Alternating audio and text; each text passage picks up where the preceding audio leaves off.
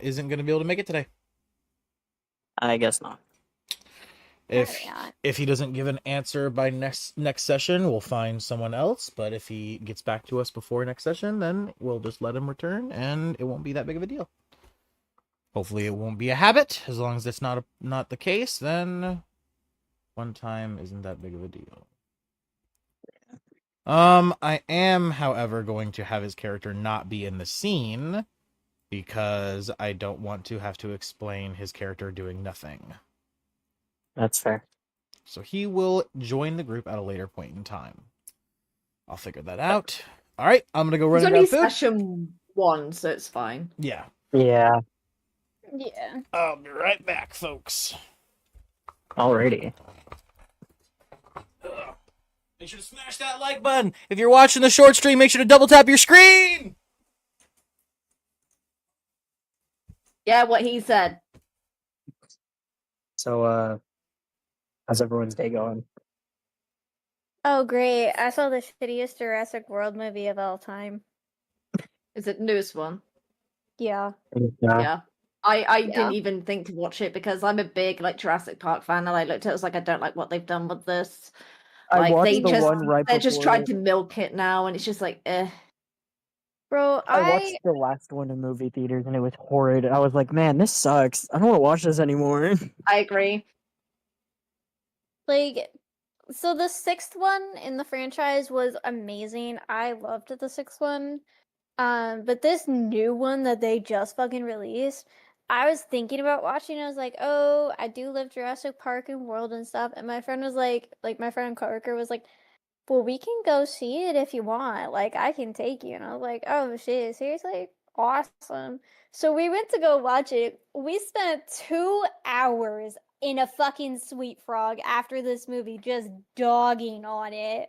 That's how fucking bad it was. Don't watch it. It was me, him, 4 other groups of people, and 3 of the other 4 groups literally walked out halfway through the movie. That's how fucking bad it was. We stayed to give on it fully afterwards. That shit was so not worth it. Honestly, the movies they've been bringing out of late, they just haven't been to par, and I don't know what these studios are doing.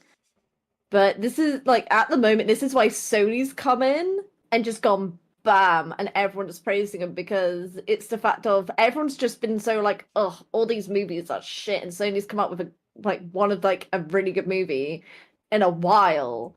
Same as you got DreamWorks. At the moment they're the top.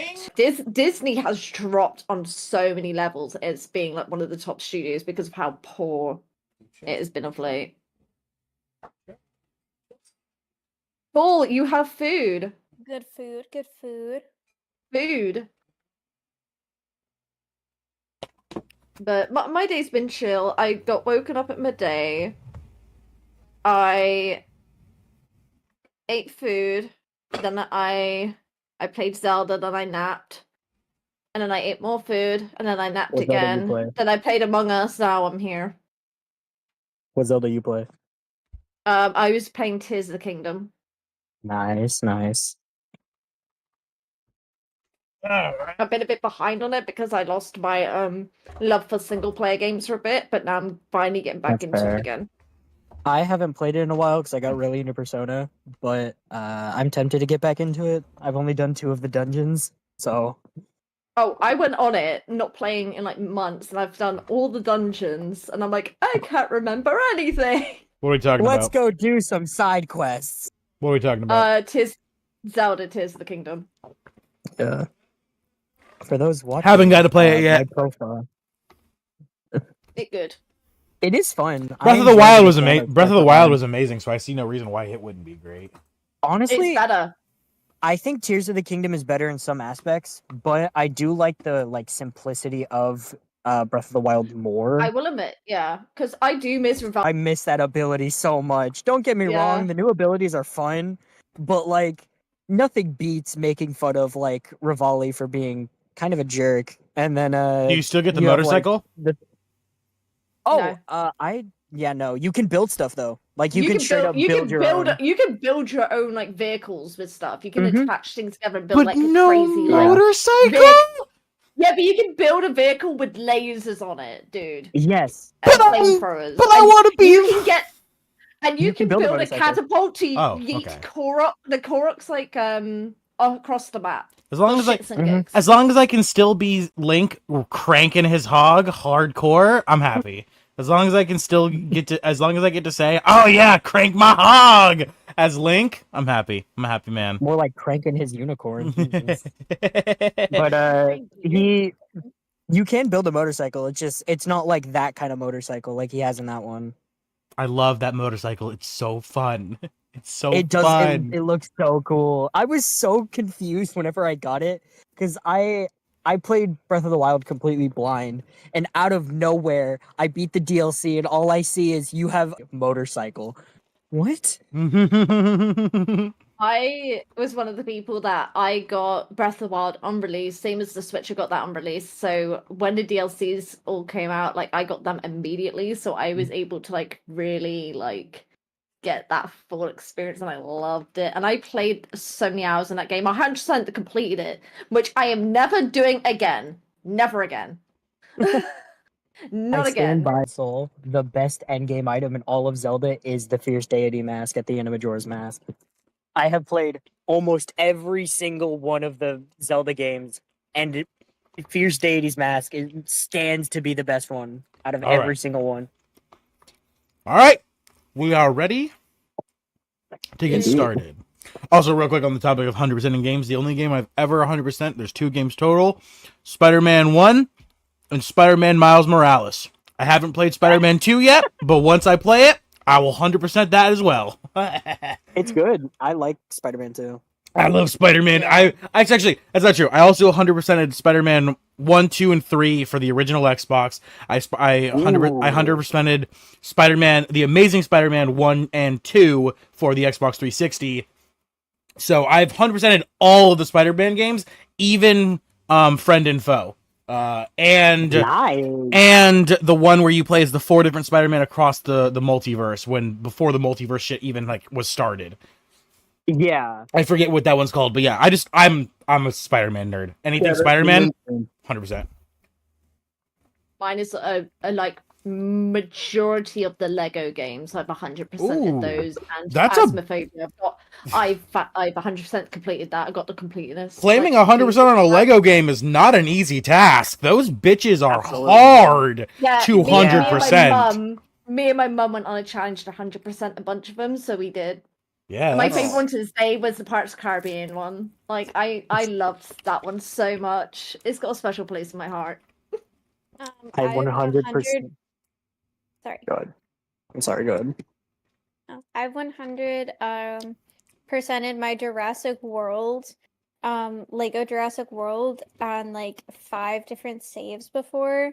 Because I'll sit there and just play it straight for 24 hours just to get 100% and satisfy my tism. And then I have, I think, Lego Batman 1 for Xbox 360. And I haven't fully completed that one yet.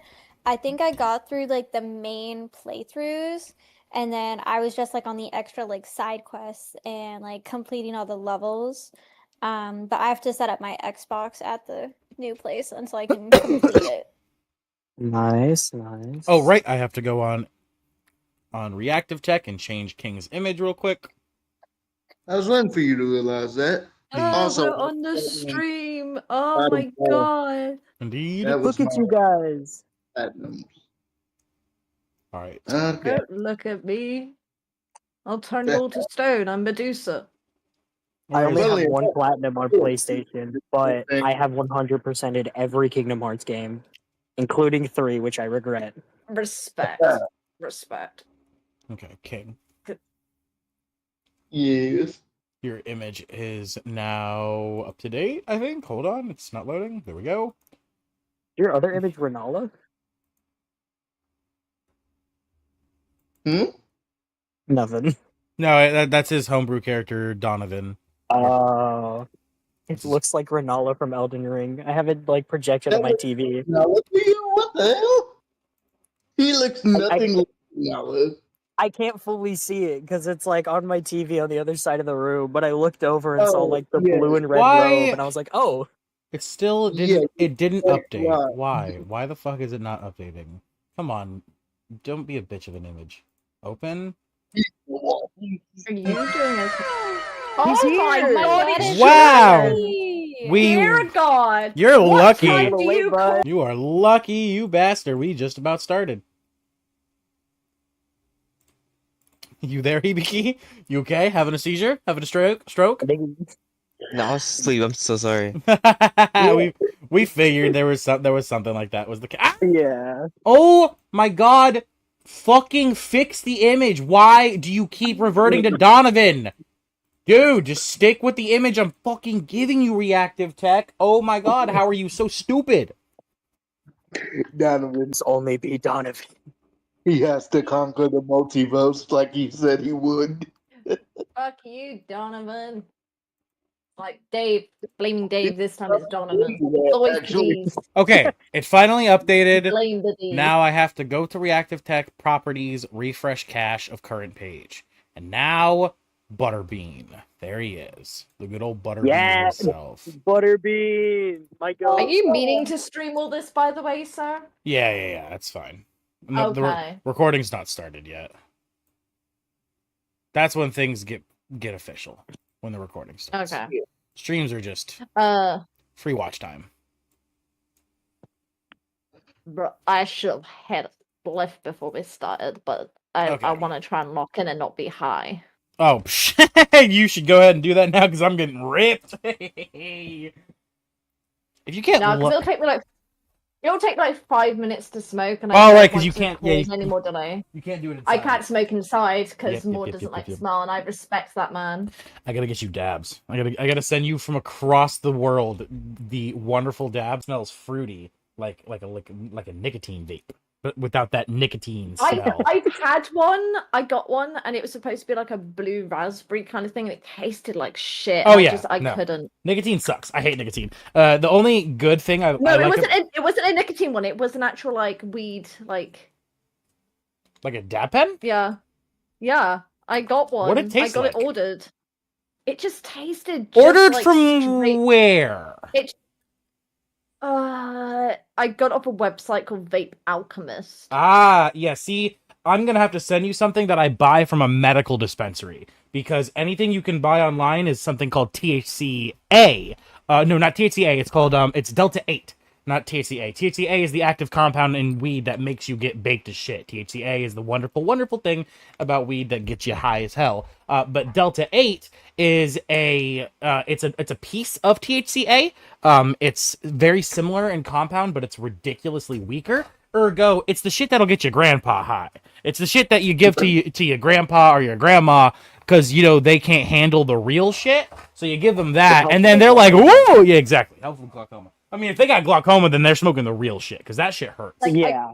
Yeah, because I got like CBD gummies and they don't do fucking shit. No. What I'm saying is, I will send you real, like medical shit from here in the States, and I promise you, you will never find something you enjoy the taste of more than a real medical dab. Dude, it tastes like cotton candy. It tastes like straight, like, just fruity heaven. And then out of nowhere, I'm higher than I've ever been in my life. I fucking love dabs. All right, I take was him. not expecting to get a Taking a rip. lesson on drug facts. However, I am not complaining. Oh yeah, dude. You're talking to someone who sold drugs when I was a kid, Oh. and I lived with my dad up in the city in New York City. We lived in Brooklyn. He used to give me a backpack when I was, I don't know, 6, because this is before he died, and he died when I was 7. Mm. And then before and after school, I would grab this bag from the living room that he gave me, and I would go down to the stoops. You know, like there's these stairs, and they have like these little like side pieces you can sit on. They're called stoops. They're huge in the city. Every city's got them. Those things. That's what they're called. Yeah, they're called stoops. Yeah, and I would chill with all the other kids on the stoops. You know, we would all chill, like the 14, 15, even the high schoolers. We'd all just chill in the stoops. We'd all talk all the groups of kids. We're different. Like there's like 40 buildings, so there's 40 different stoops. Every different like group of kids were at a different stoop, all just chilling. And I would have these like 90-year-olds, 40-year-olds, 30-year-olds, 18-year-olds come up to me while I'm just chilling with all my friends. We're all like 6 and 7, you know, we're all young as shit. And they'd walk up to me, "Hey, little man, you got the bags?" I'd be like, "Yeah." Open up my backpack, pull out a 10-gram bag of weed, hand it to him, take the cash, put it in the bag. And I would do that at 6 for my dad. Just bink, bonk, bonk, bonk, and then I'd bring him in the bag full of money at the end of the day. And he'd be like, "Good job." And then he'd give me some cash and I'd go get some candy or video games. And then I did that I did that. You had an interesting childhood, man. Yeah, I did that shit at 6 before, like I said, 6'5" before my dad died. Your And then after, yeah, and after my parents passed away, when I had to like take care of myself and shit, I started dealing again in middle school and high school. I started selling weed and dabs, and I fucking the most intense situation I was ever involved in, and it really wasn't intense because, you know, dude showed up to my house, fired off shots in the air, sent me a message: "I'm gonna shoot up your house, homie. I'm gonna kill you and your girl." And I was like, okay. So I texted his best friend, sent his, let's just say, This is Problem solved. interesting, guys. problem solved. I'm not gonna. Guys, I've been working for the FBI trying to get him down. Hey, you He's got me. just admitted to everything. Hey, statute of limitations, baby. Assault is 5 years in my state. It's been over 5 years since I beat that pussy's ass. No, Hey, yo, okay. yeah, hey. We're I'll trying to admit. recruit you. We need to keep the Panama. Chat, I'm just here for D&D. Yeah. No, if you fire off shots in my, I don't even care if you fire them in the air. That's it. That's not where I come from. You better stand on business after that. Oh God. Yeah, stand on business, bro. And that dude did not want to stand on business. He was a pussy. Real. All right. Take a second dab and let's fucking. Thank God Hibiki is here so I can actually add you back to the map. Let me do that now. Because I was going to have to figure out a way to introduce your character later on. Now I don't have to do that. Sweet. Monday. Hibiki. Burp. Ouch. I look Bell. so compared to everyone else. I'm gonna fix the positioning up a little bit. I'm gonna put you there. I'm gonna put you here. Put Brood like underneath you. I'm gonna put you here. Have and then you guys here. ever heard of the posh term for a fart in the UK? Ooh, posh term for a fart? No, I don't think I do. I don't think I know this one. What the fuck is the posh term? A botty burp. Oh, What? when did If on God, if anyone ever said, "Mind your butty burp," I would, with no hesitation, close fist dex that bitch in the mouth. You fucking don't you speak to me like that, you 19th century swine! Oh, you don't make was me, the- you whippersnapper! I swear on my life. Wait, Xenia, what was the Excuse me, I joke we got you made there. last night? It was like, what is it that British people say while like having sex? It's like, I'm arriving, I'm and arriving! I've conquered, I conquered. and I've conquered. Golly, jolly That's- good show. That's my lord. that's from HBO's The Family Prince, Guy. isn't it? No, that's from Family Guy. Okay, I thought that was from Family HBO's Guy. The Prince. That show was Family great. Guy. I did it. got that bit from I got that bit from Brandon Rogers. Not gonna lie. You got it from Family Guy Yeah. because that's a Family Guy quip. All right. Would you like to initiate into coitus?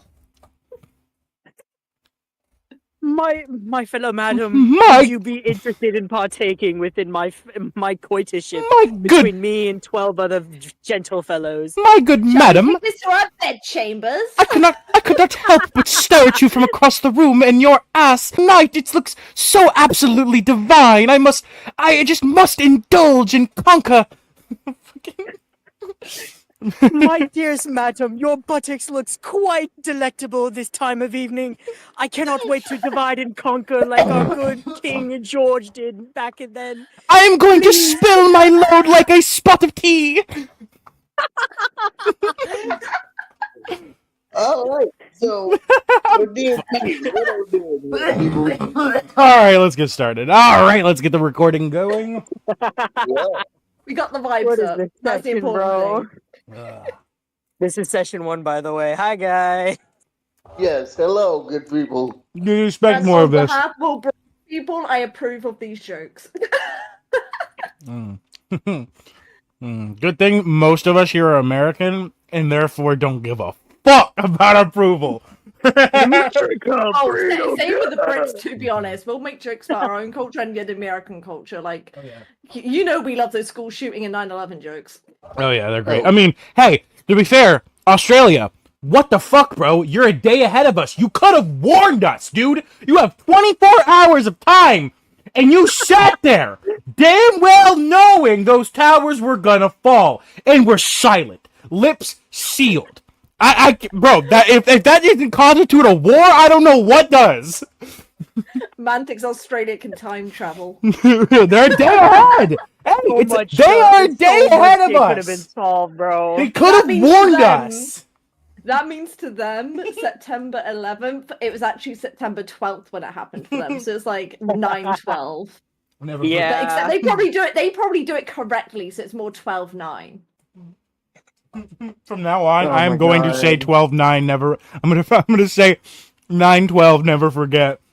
And if Never anyone, forget if, 9/12, if guys. anyone says anything to me, I'm gonna say, well, I mean, in Australia it was 9/12. So. Yeah. All right, let's fucking go. God. All right, I'm ready for D&D, guys. I don't know about y'all. 3, 2, 1. Welcome back, all you beautiful adventurers of the Orphan Guild, or all you beautiful adventurers wandering around out there who happen to find us here on the channel. I am your host, the D&D Orphan, back today with the first official episode of the Princes of the Apocalypse. I am so excited to bring this campaign to all of you wonderful people at home, and I'm excited to host it for all of these wonderful players who are joining me today. A few which you'll remember from my previous Monday campaign, The Fate of the World, which sadly did reach its conclusion with the entire TPK being its finale, but where one thing ends, another thing begins. Like the rise of a phoenix, we shall burst forth into flames. With that, we pick off exactly where we left Session 0, having met all of our wonderful characters, which, of course, if you would like to check out Session 0, check the playlist link that you'll find up in the corner at a certain point in this video. It has all of the episodes, including this one, which will go up once it's finally edited and uploaded. But other than that, please make sure to also, if you haven't already, tap that notification bell so you're alerted every single time we upload or go live here on the channel. You don't want to miss a single episode or adventure. Make sure to smash that sub button. Join the Orphan Guild if you haven't already. It helps us more than you could ever imagine. And, of course, tap that like button and leave a comment down below about your favorite part of today's episode, your favorite character, a funny moment, or just chat with us. We love to see you supporting us. Thank you so much. And with that, let us now introduce our lovely cast of adventurers. Starting with the most...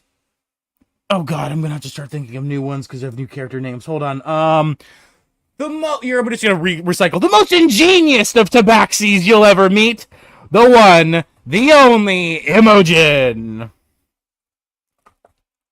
I think ingenious is a bit hard of a compliment, They but both- hello. They both start with an I. I'm not creative. I'm a Faebaxi. I am an Illrigger with the subclass of Painkiller, and my background is Merchant. From there, we have the most zealot of all the Kalishtar you'll ever meet. The one, the only, Zephyr. Hi guys, I'm Zephyr. My race is Kalishtar. My class is multi-class Warlock Sorcerer. Don't have a subclass just yet, but next level, the Undying Warlock subclass. Let's go. Indeed. And my background is Smuggler. Thank you so much. From there, we have some new faces on the channel. We have the hero himself, the one, the only, Hibiki. Yeah, I'm Kibiki, aka Dragon. I will be playing as a fighter, subclassing into a Echo Knight, multi-class into a Gunslinger. Awesome. And from there, we have one of the most outrageous people you will ever see on our channel. The one, the only, Oros. Hello, I am Oros. I am a Kitsune Ranger with the subclass Drake Warden. My background is Wayfarer. And I'm Leaf. From there, we have someone you'll recognize from absolutely every single one of the series on my channel, or at least the D&D series on my channel. We have the Fabulous King playing the, what's another adjective that starts with Z? Someone quick, please, fast, I can't think of one. Fuck! Zealous. That's why I used that one for Zephyr. Zesty. Zesty! The Zesty! Zesty! Zavala! I like that. The Zesty Zavala. Thank you. Well, he is quite a bit of fairy. But hello, everyone. I'm King. I play Zavala. He's a bear totem barbarian with a background of ruined. And he is indeed a fairy. With that, we finally can begin today's episode. Where we left off last session, our group of adventurers had each individually made their way to this town. Upon entering, they would read a sign, the town of Red Larch. Making their way into the town for their own individual reasons, they would converge in the town's center square, where a man had set up a stage, shouting to all of the folks of Red Larch, having gathered quite a crowd. And to hear what the man had to speak. The man offering service, offering a position, offering a purpose to fight the evil cults of the elemental chaos, the 4 cults that threaten the realm. Most of the people of Red Larch, however, are not adventurers, are not people interested in doing such things. So, most of the crowd dispersed, leaving only these 6 folk. Sorry. When 2 of them are stacked on top of each other, it kind of look like the same person. These 6 fine adventurers, who each, upon hearing the offer that Mortem, the speaker, had to give, would begin to approach the stage. As he sees all of you, he gives a clap. Well! If not 6 fine adventurers step forward to offer their services against the evil cults of the elemental chaos. Wow, such interesting faces, he says, taking a better look at each and every one of you, going from right to left. And upon looking at each of you all, he gestures, holding his hand out in a waved motion, pointing first to the tabaxi. You there, my furry friend! What interests you in this job? Why have you stepped forward to answer the call? You summoned us here. You seemed like you needed help. I felt like murdering.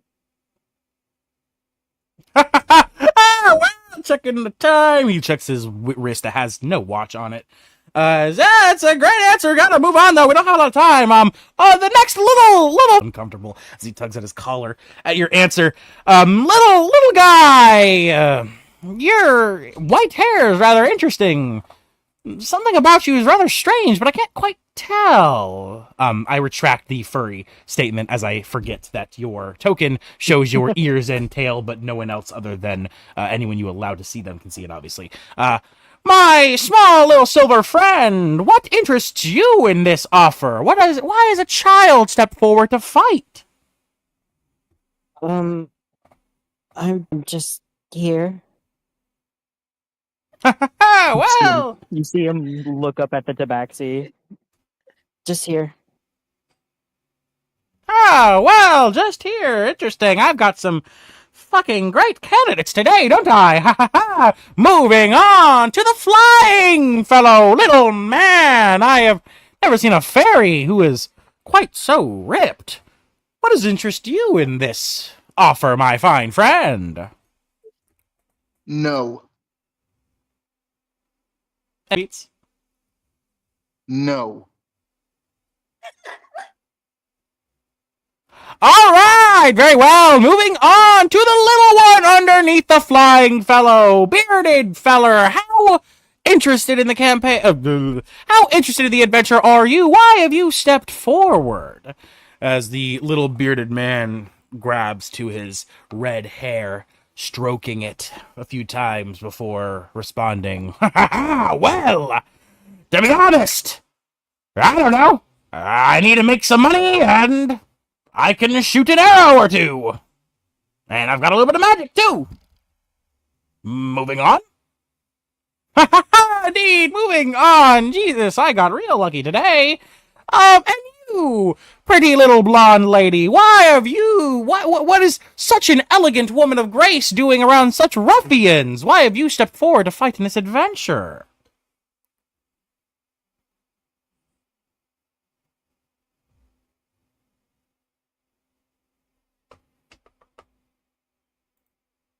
Oh. Sage's camera's off. I don't know if she's here or not. Oh, she spoke. Oh, did she? I spoke. Oh, I didn't hear Did you hear anything. what I said? I didn't hear shit. I Oh, think my shit. Discord cut out. I think my Discord cut out too. It reloaded and kicked me from the call at one point. Oh, okay. Yeah. So yeah, he turns to you. What did you say? I'm here to kill those. Finally, an answer that makes a little more sense. Everyone has a grudge against the cults. They are awful. Well, it's good to see at least a few of you have gotten with the program and understand what page we're on. Definitely not like no man. Anyway, moving on to the fine horned feller. What interests such a rugged-looking man as yourself to join this adventure to answer the call? Person, why is there a child here? I have been wondering that a bit myself too. As he looks over to the child. No reason. Sure, the fact that he didn't question it makes him seem very desperate. I am, he says with the widest smile and eyes you've ever seen. Clearly just fake as day. You can see in his eyes there is infinite pain and suffering. He is tormented. As for what I'm doing, I will keep that as my business. Very well, I can't argue with that. At the end of the day, you're probably all here for a paycheck. Anyway, moving on, because I clearly do not have a lot of time. He keeps looking at his wrist. There is no watch. There's no watch. As he finally jumps down from the stage, stepping forward, just vanishes into just nothingness, just disappearing into like a black mist, essentially. So he jumps down, looking to you all. He says, well, if that is the case, then please follow me, and I can lead you to the guild house, where I can get you all your contract signed, and we can discuss your pay, because I'm sure you all damn money-hungry bastards are fucking sure about that. As he begins to walk around you guys, and begins to walk down the courtyard, gesturing for you all to follow him. At this point, please feel free to move your tokens as your characters would actively move. As he walks down the courtyard, he begins to walk to the side of where he was speaking. Where he's speaking over here, and he's walking directly towards this building right here. You see, above the building's doorway, there is just a sign that you can tell was once very well decorated, very elegant, but is now falling apart. It's rough. Half of it's like slanting down, and the words mercenary is pretty much unreadable. You can see the M, you can see the R. Most of the other letters, though, are pretty much blank. And then after mercenary, it says guild. So essentially, what the sign now reads is Mr. Guild. As he turns around and he bows to you all and he says, please welcome all of you to the Misters Guild. We've been calling ourselves that because we don't have the budget to change the sign, and people have been confused. Anyway, please follow me inside. And as he says this, he begins to walk towards the doors, but stepping out of the shadows, swiftly and with pace, are two hooded figures. You can see the skin on their fingers, and underneath the hood is pale, white, ashen. In their hands, they hold some kind of scepter, almost like a mace, but in the center of it glows a red, pulsing, fiery energy. Which one of you has the tie to the primordial flame cult? Me? Yeah. Inside of you, instinctively, something stirs. Almost as if your body has felt the presence of this magic before, and it makes your skin crawl. As they step out, they quickly make pace, blocking the entrance of the guild. As they I am looked, immediately gonna go hide behind someone. as you jump behind Brood as he sees you quickly make pace, and he puts his hand out in front of you, not like stopping you, but like, acting as like a shield. And he says, "Worry not, little man. If there's something wrong, I will act as your shield." As the two guards look to Mortem, looking to all of you after him one by one through the crowd. As he looks to you all, they begin to speak in perfect unison. "We are the flame. We are the fire. And for your insolence, you will be turned to ember." And as Can I this, speed boost them yeah, while they're talking? yeah. Yeah. As you instantly realize, Zavala, what's going on, you begin to speed blitz forward, flying at very fast speeds. Right before you quite reach them, they activate their magic, and you see before both of them something is summoned. So while you do still hit, you hit the creature that is summoned in front of them. So please roll to hit as you speed blitz forward. Specifically, please describe your attack as well. So he like zips around everyone and comes in from an angle with his warhammer, two-handing it.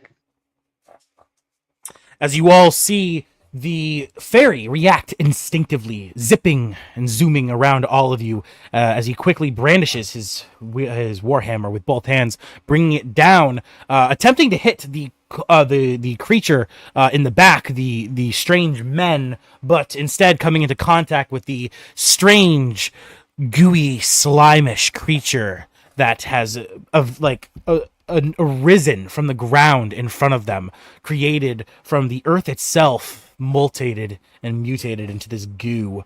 Roll to hit, please, Zavala. As he rolls a hit, please, everybody else, roll initiative. Sorry, let me just put him there. 20, 30. Add to initiative, and then I am adding you all to initiative now. Click the sword icons in the top left, and you will type in the number there. I got a nat one. Hey, hell Oh, yeah. Lord. It's 3 total. God.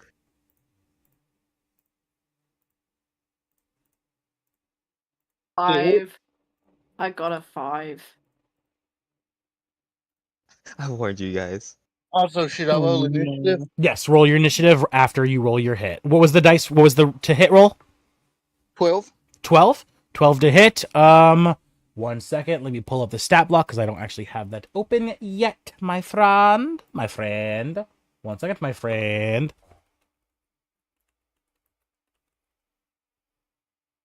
The 20 plus 2 at advantage because of his item. 12 will indeed hit. As your hammer comes down on its gooey, slimy body, you make contact as the hammer begins to erupt, spiraling and shocking its body, sending chunks of goo flying around. Please roll your damage. Okay. Also, I get a 14 on initiative. Okay. I will put that in for you. 14.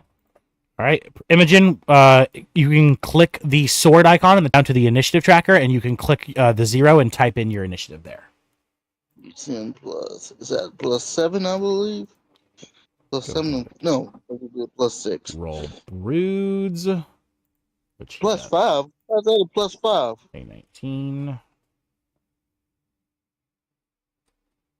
Quick question: will my damage to be +5 or +6 for my damage modifier +6? Right. What is your what's your stats? Like what's your shit? Strength is 21, and D&D So Beyond is saying my modifier is +5. Should be +6, right? at 21 it's only a +5 unless you have proficiency in the weapon. It would only be a +5. If you have 22, it makes your strength +6. Oh, right, because it's +2, Mhm. +2, +2. Yeah. So currently your strength it is a +5. But once you get proficiency in that weapon, then you'll get to add your proficiency bonus too, and then you'll do good. Yeah. Damage. While I now go ahead and roll one of the jellies got a natural 20 on its initiative, which is a baller, but it still comes out to an 18 because of its fucking shit. Dexterity. That's Yeah. 7. 7 damage. Okay. Let me go ahead and put that in. 1 second. Let me put in the rest of these creatures' initiatives. All right, and now for the cultists. Then does it add our modifier automatically, or do we have to like? Yeah, so when you Like- click the dice to roll, you'll scroll down a little bit and you'll see like a plus and minus icon with a dash between it. You'll click that, and that's where you'll add your modifiers and everything, and then it'll I think add on it for D&D you. Beyond, it lets you. It added automatically on D&D. Oh yeah, no, please, Hibiki, roll in Owlbear, because Okay. it's for the recording and everything. Don't worry about it. I'll let it go for this one. I won't make you re-roll your initiative. But for future reference for attacks and everything else, please roll in Owlbear. Okay, perfect. I'll do that. No problem. Okay, because I rolled a 14, and then I added the +1 for my. Yeah, you don't actually have to do the plus and minusing. Like you can just add it by mind if you want to. It's not that big a deal. But you will add your modifier for your whatever your initiative modifier is to your roll. Mm-hmm.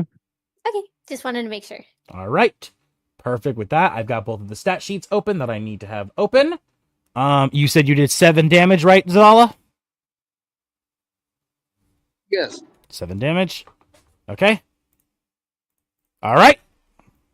As your hammer comes down on the creature, you see a small chunk of its body go flying off to the side, but it just continues to gurgle and bubble, moving around like a moving piece of sponge cake as it slinks and slurks.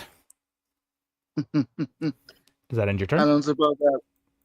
Do I have time for my bonus action? Yes, you are. You have a regular turn currently. I gave you a surprise round. I would like to urge. All right.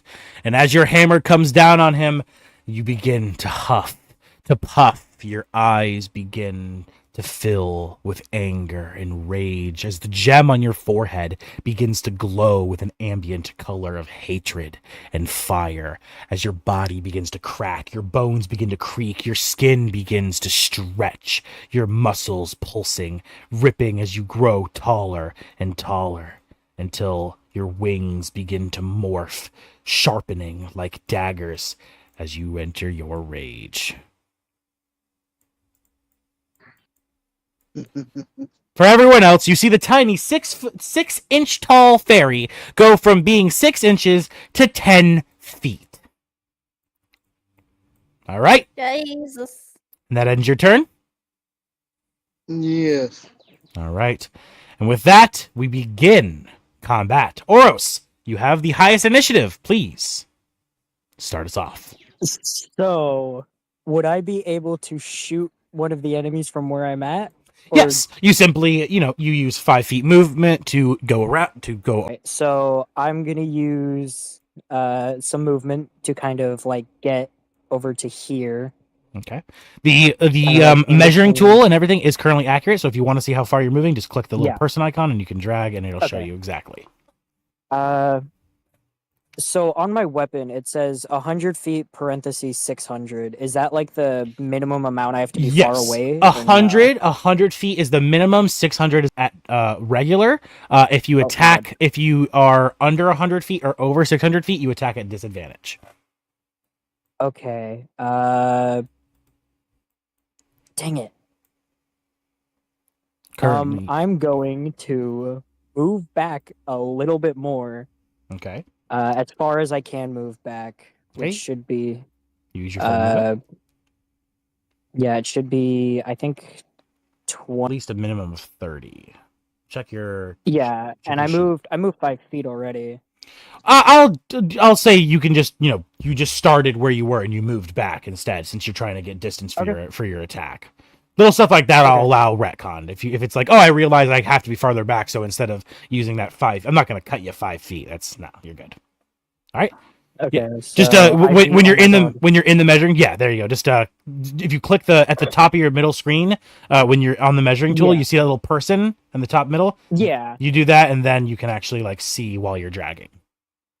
Bro, everyone's an unnamed character. And then there's just 7. All right. No. That's the damage that he's taking. That's how I track my damage. Okay. No one is within 100 feet. I'm cooked. Let's see. What's the actual distance you're currently at? 50 feet. Since this map doesn't even allow for 100, since you're as far back as you could really be, I'll give it to you. Okay. I'm going to plant my bow and try to shoot one of the guys standing in the front. Okay. All right. Alrighty. I also have advantage. Do you want me to use that or no?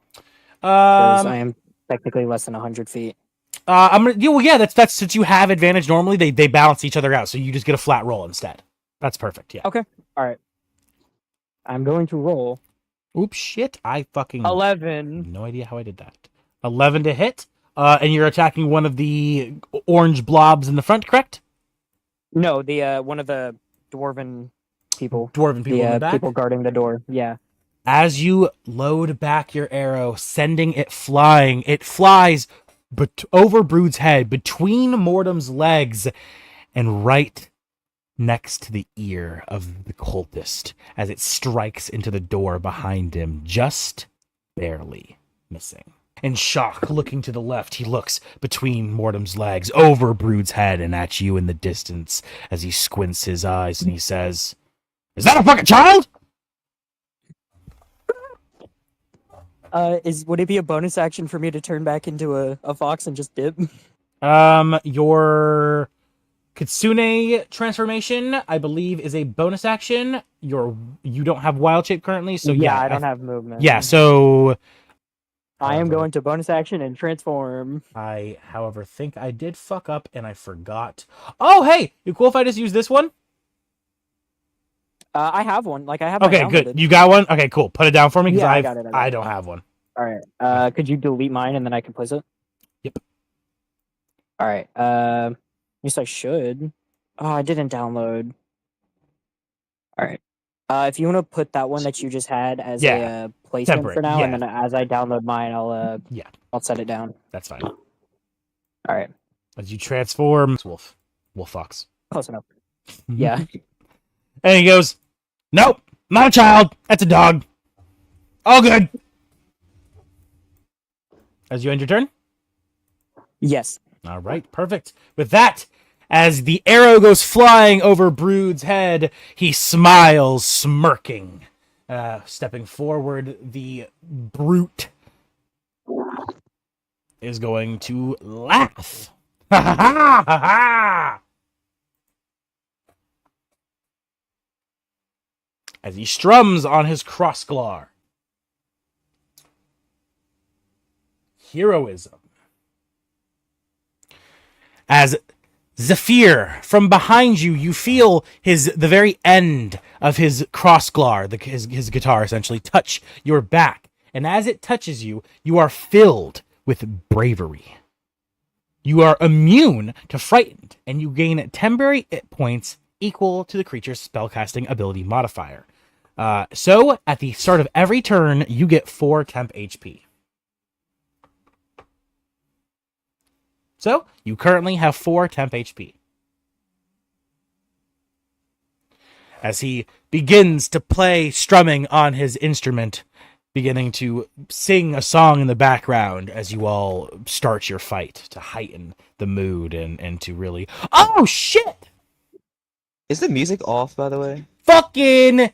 You realized when I realized... Say something about it. I thought I had it muted.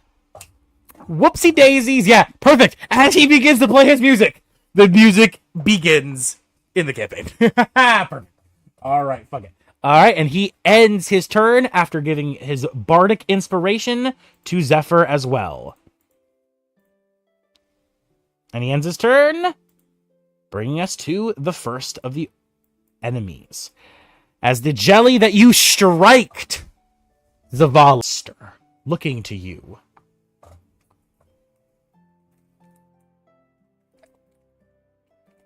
Shit. Leafeon, for future reference, if I'm doing I'm talking as an enemy, you don't DM me, because I'm not going to look at it. Just blurt out what you want to do. Yeah. Like Zavala did, for instance, like King did. Can I bum rush them while they're speaking? And then I'll finish what they're saying, and then I'll incorporate whatever you want to do into. Because, yeah, I always forget to check DMs during monologues. Yeah. Nah, it's good. It's good. All right. Okay, perfect. All right. And now, as the jelly begins to bubble and gurgle, it looks towards you, Zavala, as it begins to create a blob, a makeshift club, as it swings around its body, slamming into your stomach. Hold on un momento. Does a 7 hit? No, it does not. Yeah, as the blobbish club slams into your stomach, it just kind of splats and then drips slowly to the ground and then rejoins the rest of the jelly as it ends its turn. Zephyr, you are up. You have heroism, so you currently have 4 temp HP, and you also have bardic inspiration, which currently at this level is a features and traits. Bardic inspiration currently at this level is a D6. D6 to what? Any attack or ability check, saving throw, anything you need, you can add a D6 to. Okay. Once Brood kind of taps her on the back, Zephyr is kind of gonna look at him, give him like a slight, like, side eye. Be like, okay. She's gonna turn around, really visibly annoyed by this whole entire interaction, and she's gonna run up. And she's going to bring out her dual-wielded knives, and she's gonna attack this slime. Okay. Sorry, I didn't mean to All right. do So first, with your regular action, go ahead and roll to hit. it. Do I add anything to it? Yes. Whatever your to hit modifier is for your daggers, you'll add to the D20 roll. To hit modifier. Do. It says it next to the weapon. It's the hit / DC yes. one. Yeah. You'll add that to Plus your 3. D20 roll. Perfect. +3. Okay. 1, 2, 3. Do I have to do it twice or just once? Because I'm Once. trying to attack with both. Yes, once for your regular action, and then as a bonus action, you'll roll again. And then on your damage, you just roll your regular damage die. You don't get to add the number to your damage. Okay. Yep. Yeah, because that's how you dual wield in D&D. For any DMs who don't understand the concept, it's rather simple. As an action, you attack normally, and then as a bonus action, you attack again, but you don't add your proficiency to your damage. That's it! You don't need a feat! Anyway, what was the roll to hit? Okay, so the roll to hit was, I rolled twice at the same time. That's fine. Okay, both will hit. So go ahead and roll both of your you'll roll your damage die 2 times, and then add your. It says 1d10 plus something. You'll add that plus only 1 time because your bonus action bonus attack doesn't get that plus. Wait, Okay, was one so- from a natural 20? I'm gonna roll. It was was that a natural 20 or a dirty 20? Is a dirty 20. Dirty 20. That's what I thought. Yeah. Otherwise, she would have been Okay. hyped as shit. Yeah, if it was a natural. Yeah, you would have been hyped. Yeah. Plus, y'all would have got your first experience with my homebrew natural 20 system too, which is gonna be fun when you guys get to Okay. interact with that. All right, so go ahead and roll your damage. And then Can I add the 1d6 to it from your bardic inspiration?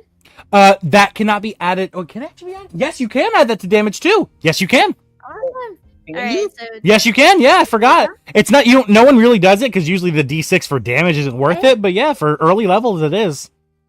Sure, all right, yeah. I got 8 damage. And then it says on your damage dice, it says like 1d something plus something. What is it? What's the plus? Or did you already add that? I already added it. Perfect. So it was 1d4 plus 1. Okay, So perfect. I rolled 2 d4s, a d6, and then I added the plus 1. All right, for 8 total damage. As you swing your daggers, Zephyr, one slices through, causing a ripple through its slimy, gooey body. And then you quickly continue with the second slash, hitting it in the same exact position as you see the cut deep. The cut begins to seal, but it does still take damage. Just, there we go. All right. And with that, does that end your turn? Did you see the DM I sent you? 1 second. Let me check that right now. What does that mean? No, I got a 14. Oh, right, because it's your rage form. Your rage form. Ah, yes. I have to, yeah, I forgot. I have to change it. Also, Same thing with Oros. Yeah, Oros isn't on the initiative tracker anymore either. I can't add the image because it has the background to it. Whenever you get the chance, if you could remove it, I can still add the photo, Yeah, just though, send if it you to want me. to. Yeah, It's just send it to me. It's just gonna have a black rectangle around it for now. That's If fine. you still want me to add it. No, just send the image Okay. to me and I'll get it done in just a second and I'll get it uploaded. Okay. Yeah, of course. All right, there we go. Fixed. Oros's image is up, and Butterbean, your ends. Butterbean with an initiative 14. That makes it your turn. Okay, quick question. Since I'm 10 feet tall, can I reach behind the creature with my weapon and hit the guy behind him? Since he's like directly behind him. No, because the reason why not is the specific way to get a 10 feet reach is by being a Goliath, and I'm giving you a 10 feet growth as a fun flavor thing, not to be used to gain an effect from a different species. Understand? Yes. Cool. Okay, cool. Just wanted to be clear on that. Yep, that's You just fine. Alright. Flavor. Well, well, it does help for the lore. Just means he's got some Goliath in him somewhere down the line. But, alright, I'm going to reckless attack along with Great Weapon Master. So I have advantage, but I only have a +2 for everyone watching at home instead of a +7. Okay. So, hammer around recklessly, slamming it into everything around you. Well, all the enemies around you, that is. As you bring it down, That's 21. 21 will indeed hit. As the Warhammer comes down with quite a level of ferocity and ferociousness. So that's a D10. 14 plus 15, 19 damage to the slime in front of me. Ooh! Yeah. Does it kill it? One moment. Okay. 19. So 19, 20, 21, 22, 23, 24, 25, 26. That does do this. Does not kill it. However, as you strike it, you hit it straight through the center, Zavala. Damn near perfectly cutting it in half. You see its body begins to weaken, to become uncontrolled, what's the word? Coagulated. As it begins to tremble and shake, and it shrinks as it splits into two. As it became bloodied, now its health resets back, its damage resets back to 0. So you did bloody it, which means you brought it to half HP, and if you remember from Saturday campaign, when these guys get bloodied, they split in 2. I don't think we fought a slime Yeah. Saturday. This was the creature you guys found in the Dwarven cultist ruins. You guys had to kill before... Uh-huh. Way back. Episode 1! Hey, what creature am I using in episode 1 again? Hey! As you do your successful attack, bringing the creature to bloodied and splitting it in half, what do you do?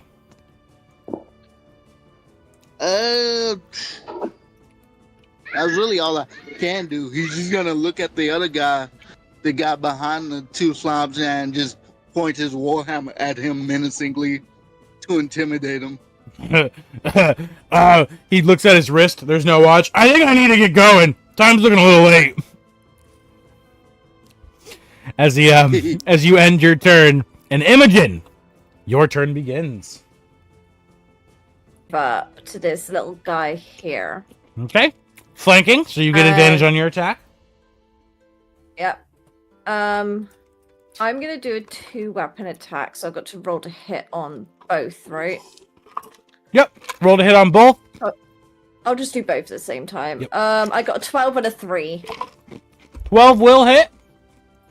3 will not. 3 won't. I'll just have the 12 as my main hit. Right now. So you should be rolling 2d20 per attack. Yeah. I'll take this as my advantage, so I got 15 to hit on that one. On the first one, and then the second one. So, one sec. I gotta do this right.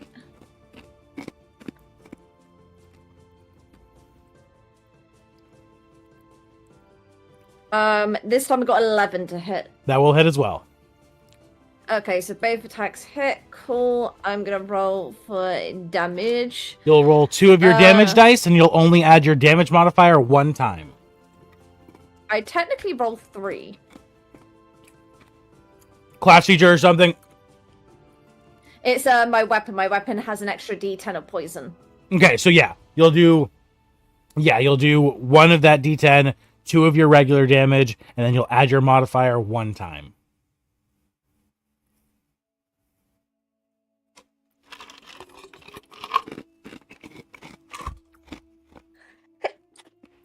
Sorry. Ugh. Bless you. Bless you. Okay, so this first attack is a 12 to hit, then the second is an 8. Okay, 12 and 8, and then So that's a total of 20. and that's all your damage, including your modifier and everything. Uh-huh. Okay, so 12 and 8. That's a total of 20. Describe the kill. So Imogen brought both her swords up and almost crossed her hands over, slicing this little gelatin creature in 2 places at once. And as the sword, her rapiers strike the ground, the creature just melts and is nothing but a pile of goo. Indeed. And if anyone knows my channel, they know how much I love pile of goo! Hey, I love that fucking first kill of the game, and you turn a creature to pile of goo when I do that to my enemies all the time. Yeah, she just, like, shakes, like, the goo of her swords and, like, just, like, it's like, gets it all off. Then prepares looking at the second one. And that is the end of her turn. Perfect. All right, and as your turn ends, Imogen, Hibiki, your turn begins. So I'm gonna flank to the right side of the slime on the right side. Okay. It's about 30. I'm gonna swing my Crystal Scimitar straight at the slime in front of me as well. Okay, advantage on your attack because you are flanking. Oh, for anyone curious, the way I do flanking is you don't have to be on the opposite side. As long as you and an ally are both attacking the same enemy, you get flanking.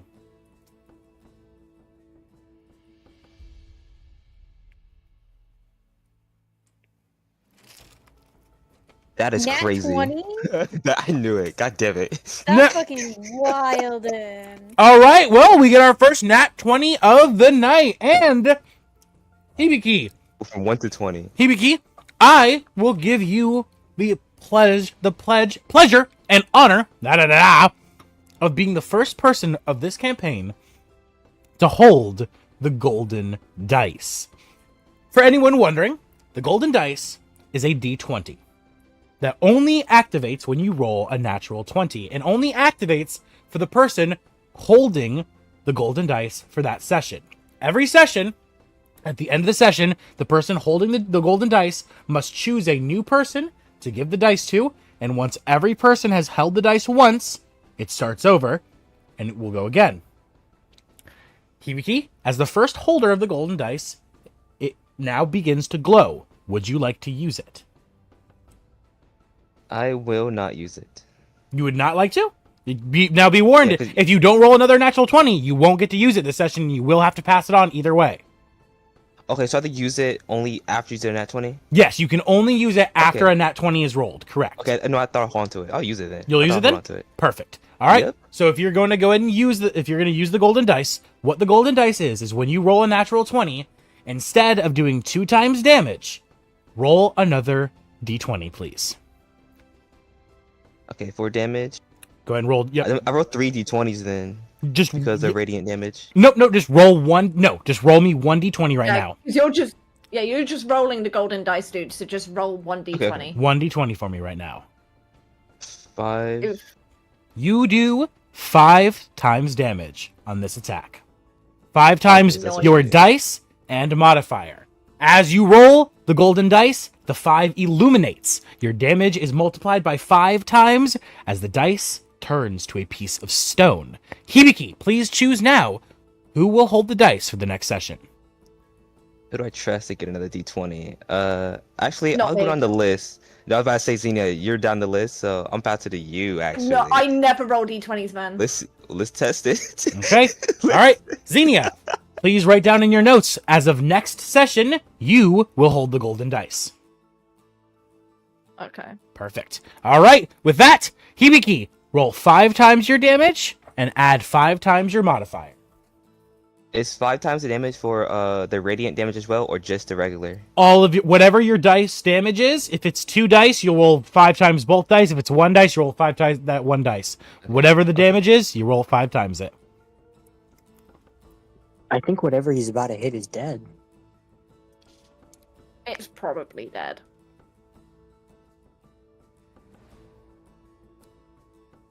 So 1d6. And then what I'm else? just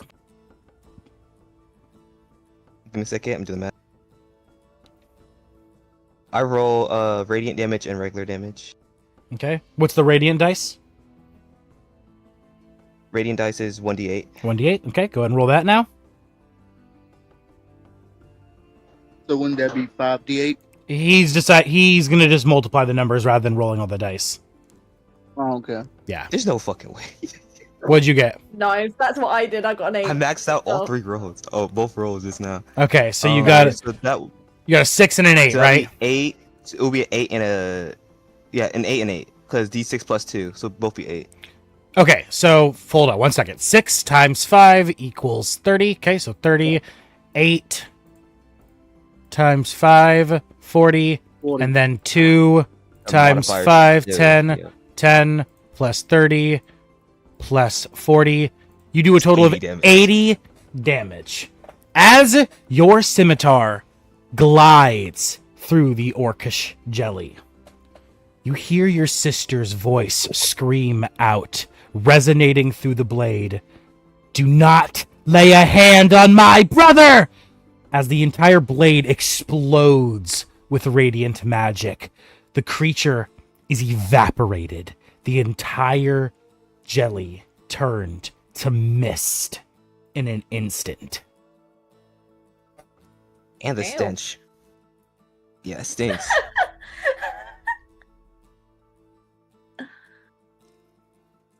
Dude, did someone just body burp? Did that end your turn? That indeed does end my turn. Ew. Yeah, as you wipe goo off your face, Zephyr, wiping it off your dress, sliding it down. Mortem is doing the same thing, wiping goo off his eyes and his mouth, his beard. Got a little carried away.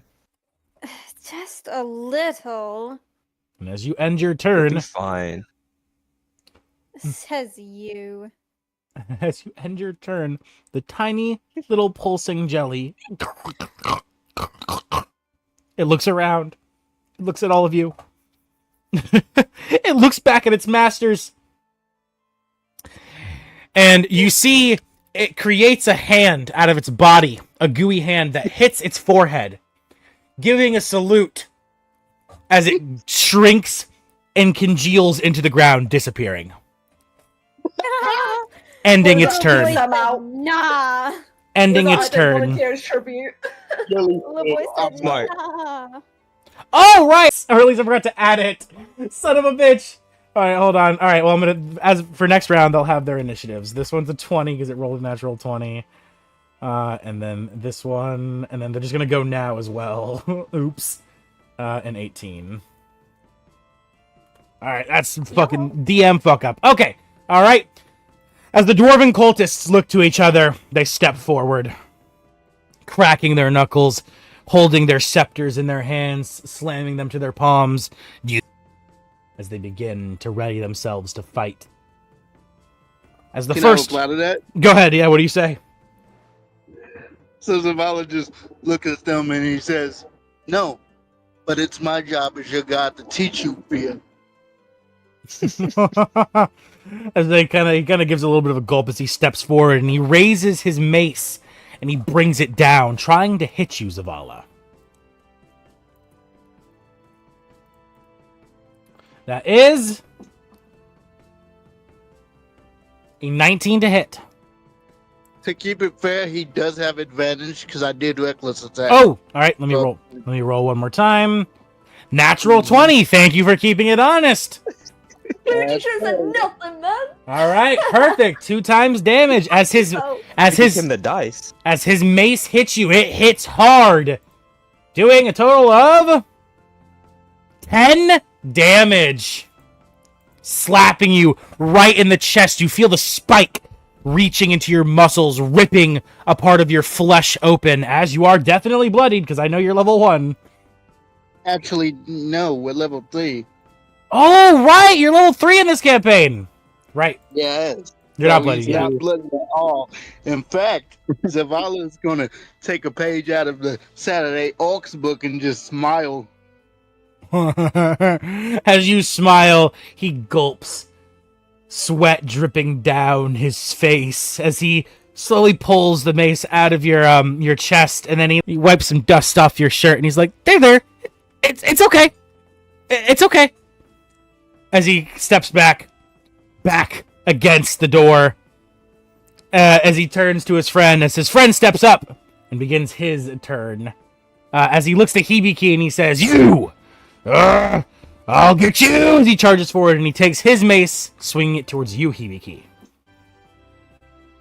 Yeah, that's a 7 to hit. That's a 6 to hit, actually. Slams into your breastplate. It just dink, right off. Just like a little dink, like a little butter knife on a piece of plate. As he looks at his mace and he looks at your armor, looking back to his mace, looking at your armor. Shit. As he ends his turn. Might not be sharpened enough, but that was your first and last mistake you've made.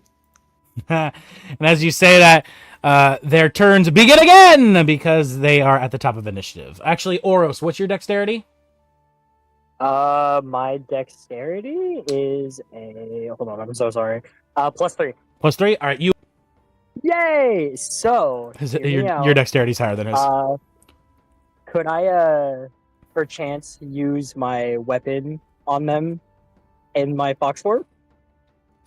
No, the only reason is that for future reference, if you would like to do this, you have to drop the weapon before changing shape, because when you change shape, your inventory enters your body.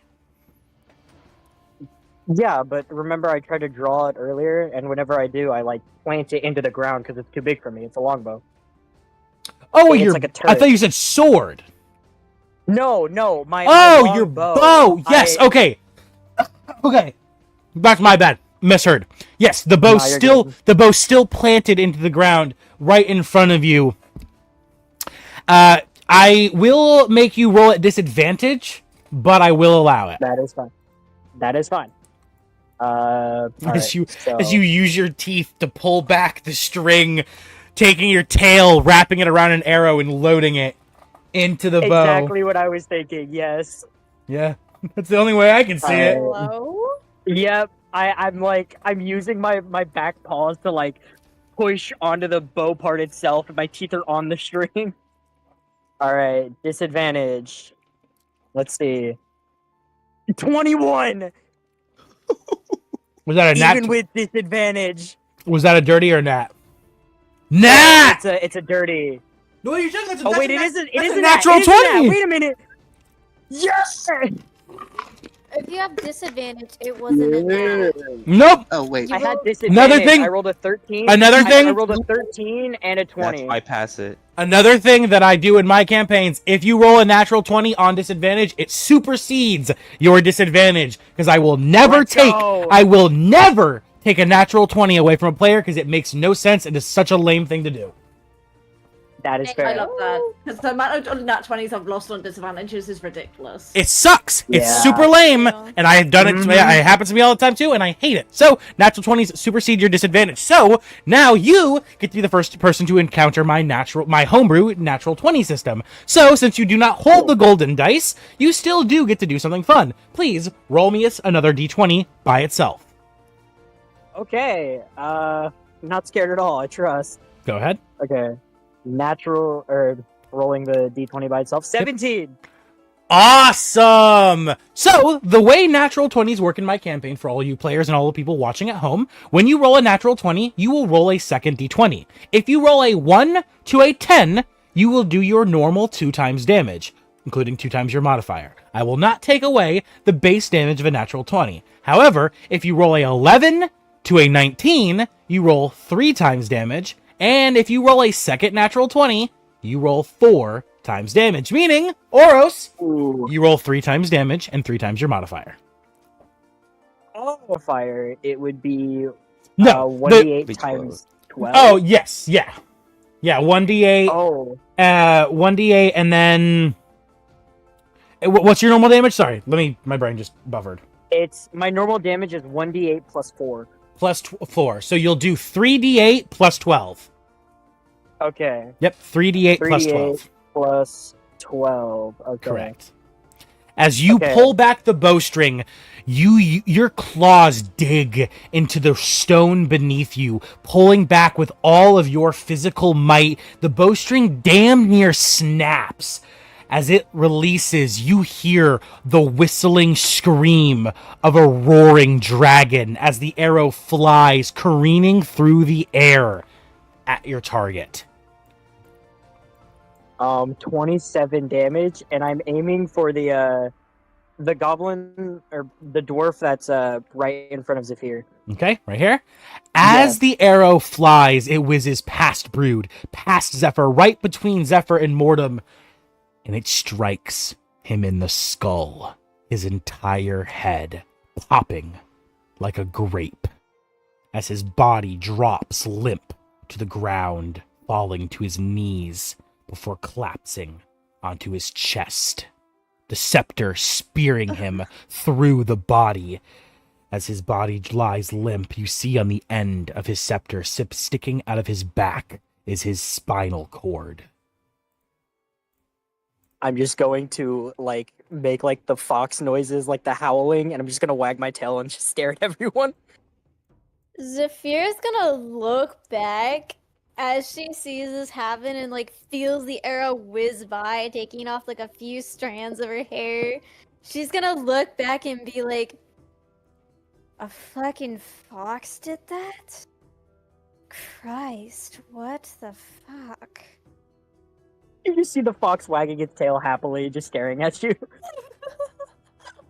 I retract that child statement. And Revoke that child statement right now. as you end your turn, Oros, the only remaining enemy begins his. It's just a misunderstanding, right? We can talk this out, can't we? As he looks at you all, awaiting an answer. No. I want to do something for flavor's sake. Go ahead. I want to use my cantrip message to speak in his head while also speaking aloud. Go ahead. And I'm just gonna look at him, and my eyes are gonna start glowing very green as I say this.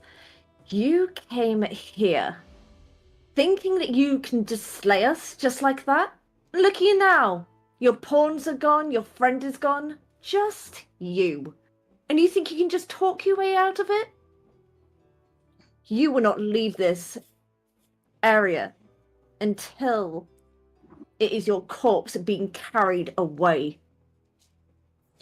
When you asked him, do you think you can just talk your way out of this before you continued speaking, you would have heard him respond, yes? As he would have then fall dead silent again as you continued, as his eyes just continue to widen, and he moves on from you, looking to the big guy. As he looks at the big guy and doesn't even bother, continuing moving on to Mortem. Can I grab him as he looks at me? Can I grab him by the throat? No, because it is still his turn. Oh. Just he's this. I'm just looking for roleplay, verbal roleplay. Yeah. Yeah, Okay. but like I said, he looks at you and he doesn't even bother. He keeps moving. He keeps his eyes on it going as he looks to Mortem, and he once again he knows Mortem ain't gonna cut him no slack. So he moves on to Zephyr. As he looks to Zephyr and he says, "Ah, yes, pretty lady, you must have some sensibility. You've got me cornered. It would be dishonorable to end my life here like this. Right? You must agree."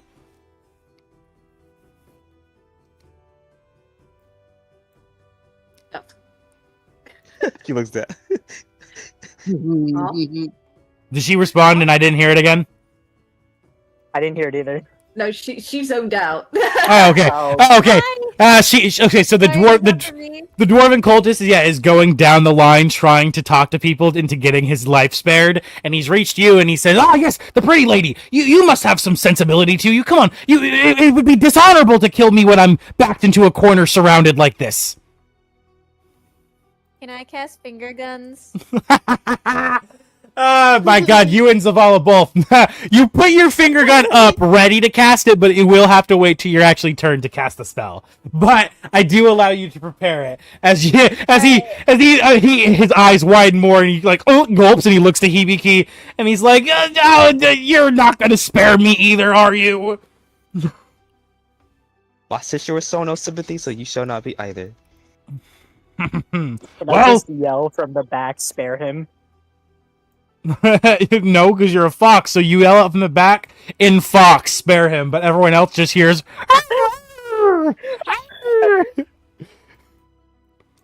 As he looks to you all and he says, "All right, there's only one sensible thing to do at a moment like this. Retreat!" As he begins to run away, everyone gets an opportunity attack on him. Arrow. Oh, I'm so I muted, can do I'm finger muted. guns? Yes, go ahead. Everyone, whatever attack you want to do now, go ahead and roll it. Hold on. I gotta find it. Roll What is nine. it? Mine's 5. 19! Okay, 19. Finger guns. Hibiki, Yes. a 5. You're No, it's 7. 7? Actually, but still missed. Yeah. As he runs past you, you attempt to slice him with your scimitar, but he just gets out of the way too fast. Wait, Imogen? He might not be.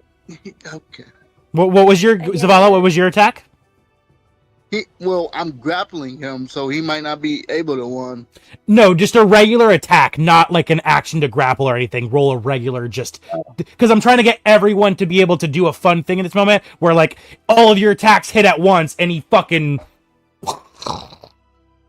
Oh, I wanted to I interrogate got a him. 12 to hit with my finger guns. I 12 got to hit. 22 to hit. 22, 12, Oh, 19. Oh, no, I'm meant to be here. I have a feline agility, which means I move at like double speed, so technically I can catch up to him and hit him. Oh, no, he's not actually gonna make it here. No, this is just to represent him running away. By the time he gets to here, your attack has hit, Zavala's attack has hit, Zephyr's attack has hit, Oros' attack has hit. The only one who didn't hit was Hibiki, and Brood didn't bother to roll an attack. yeah, that's a 15. 5 of 12, yeah. So every God. single one of you, as he begins to run, first Imogen's dagger or rapier straight to the back. As he screams out, continuing to try to run forward. Next, Zavala's warhammer right to his leg, crushing it like a piece of paper as he falls, trying to crawl forward. Then Zephyr's finger gun straight to the back as he begins to continue crawling with only one arm, and then careening through the air, flying with light speed, comes an arrow as it strikes him through the side, ripping through his ribs, and you see flying out the other side of his body, impaling into the wall of the guild building you were all heading to, is his spine attached to his skull. As you see the body of the dwarven cultist look like a sack of empty potatoes, like a flat pancake of flesh lying on the pavement. Mm-hmm. And with that, Can I do something for flavor's sake? go ahead. Okay, so once we kill both of them, their bodies haven't like dissolved or disintegrated or anything, right? They're just, No, they're just they're dead. just the jellies. The jellies are like, one of them's a pile of orange goo. The other one like went into the ground, but both of the actual bodies of the cultists are still just lying on the ground. Yeah. Okay, okay. Zephyr is going to walk up to each body. She's going to like close their eyes and stand over them, kind of cusp her hands together and just say, "May the darkness take your souls to the very depths of hell." And then she's gonna get up and be like, Oh, you do not just get up. You do not, as a follower of Vecna, you do not get to do something like that and there not be repercussions. As you do this, you see a black pit open beneath both of their bodies as skeletal hands emerge from the abyss, clawing into their flesh and bone, ripping them limb from limb into spinal fluid and gushing parts, being sucked into the abyssal black beneath them as their bodies are taken to Vecna's realm. Zephyr's Can I go gonna up the steps? smirk and stand up. As combat ends, Mortem looks to all of you, shock in his eyes, surprise in his voice as he begins to speak. Well, well, well, it seems my rush might have been not such a need. I might have found better candidates for the job than I might have originally thought, now didn't I? As he strokes his beard, looking to you all. Opening his hands in a T-posed motion. Please, everyone, come inside and welcome to the Misters Guild. As he opens Can I the check door. one of the cultists for Certainly. like any cultist-related items that they may have had before they got swacked? For sure. Also, If you guys would I like to sent you a search their DM. bodies, you sent me a DM. Let me check that. Hibiki, go ahead and search their bodies. Roll me investigation. Yeah, before I send them to the depths of Vecna's realm. Oh no, their bodies are gone, but their belongings still remain. That's why I described their bodies being ripped apart. They tore their flesh from their things, and they only took the actual body parts down with them. Investigation, right? Okay. Yes, investigation, correct. I got a 19. So 19? Nice. All right, roll me 3d6. Hello? yeah, well, Did Uh-huh. was I heard? I heard you. That's really Okay. good. Yeah, Right. I was I think rolling. I- 6 total. 6 total. All right, you find 6 gold off each of the cultist bodies. Everybody, put 12 gold into your inventory. Oh, yippee. Gold Yippee! is shared. Not shared as in everyone shares the same gold, but when one person finds gold, everyone puts the same amount of gold into their inventory. lovely. Okay. Did you Do get we my? do that on Owlbear or D&D? Yeah. All right, King, as you approach the 2 weapons lying on the ground, you pick them up and you gain 2 regular maces. Cool. What's the guy's name? Morton.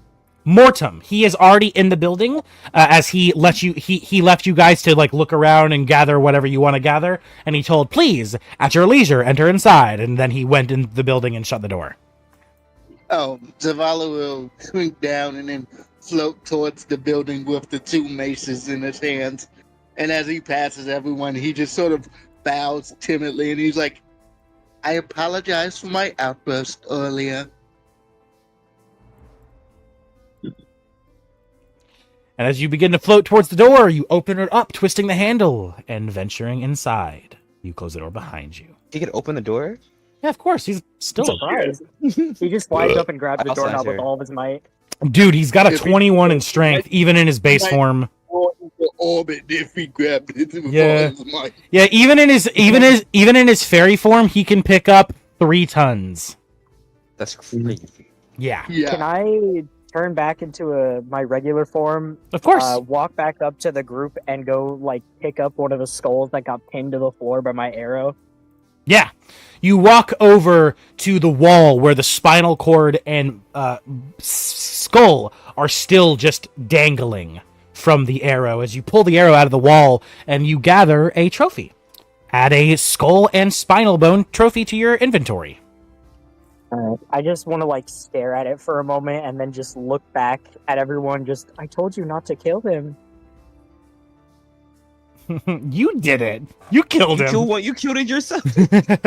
Brood comes grumbling up. What do you mean, boy? You're the one who ended his life. Did I?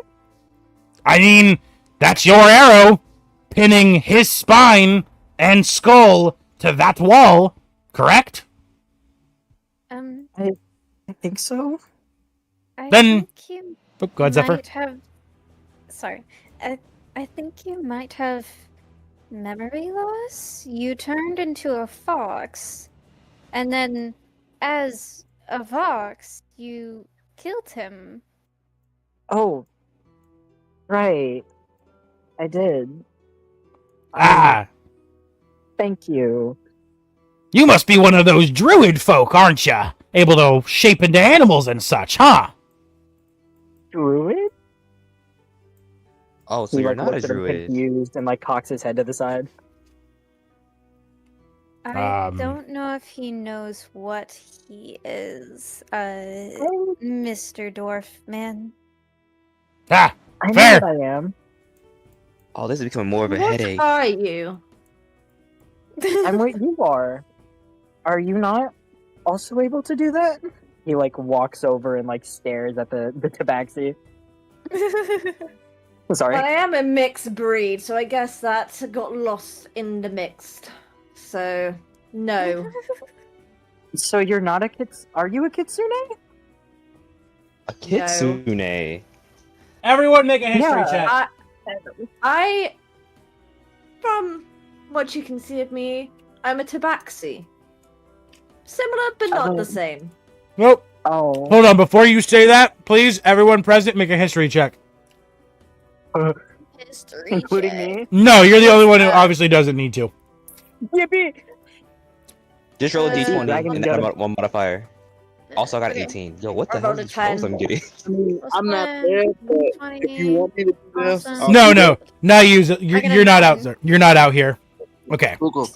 All I right. got a 9. The DC I set was a 16 because kitsunes are very rare and damn near a mythical creature. Extinct.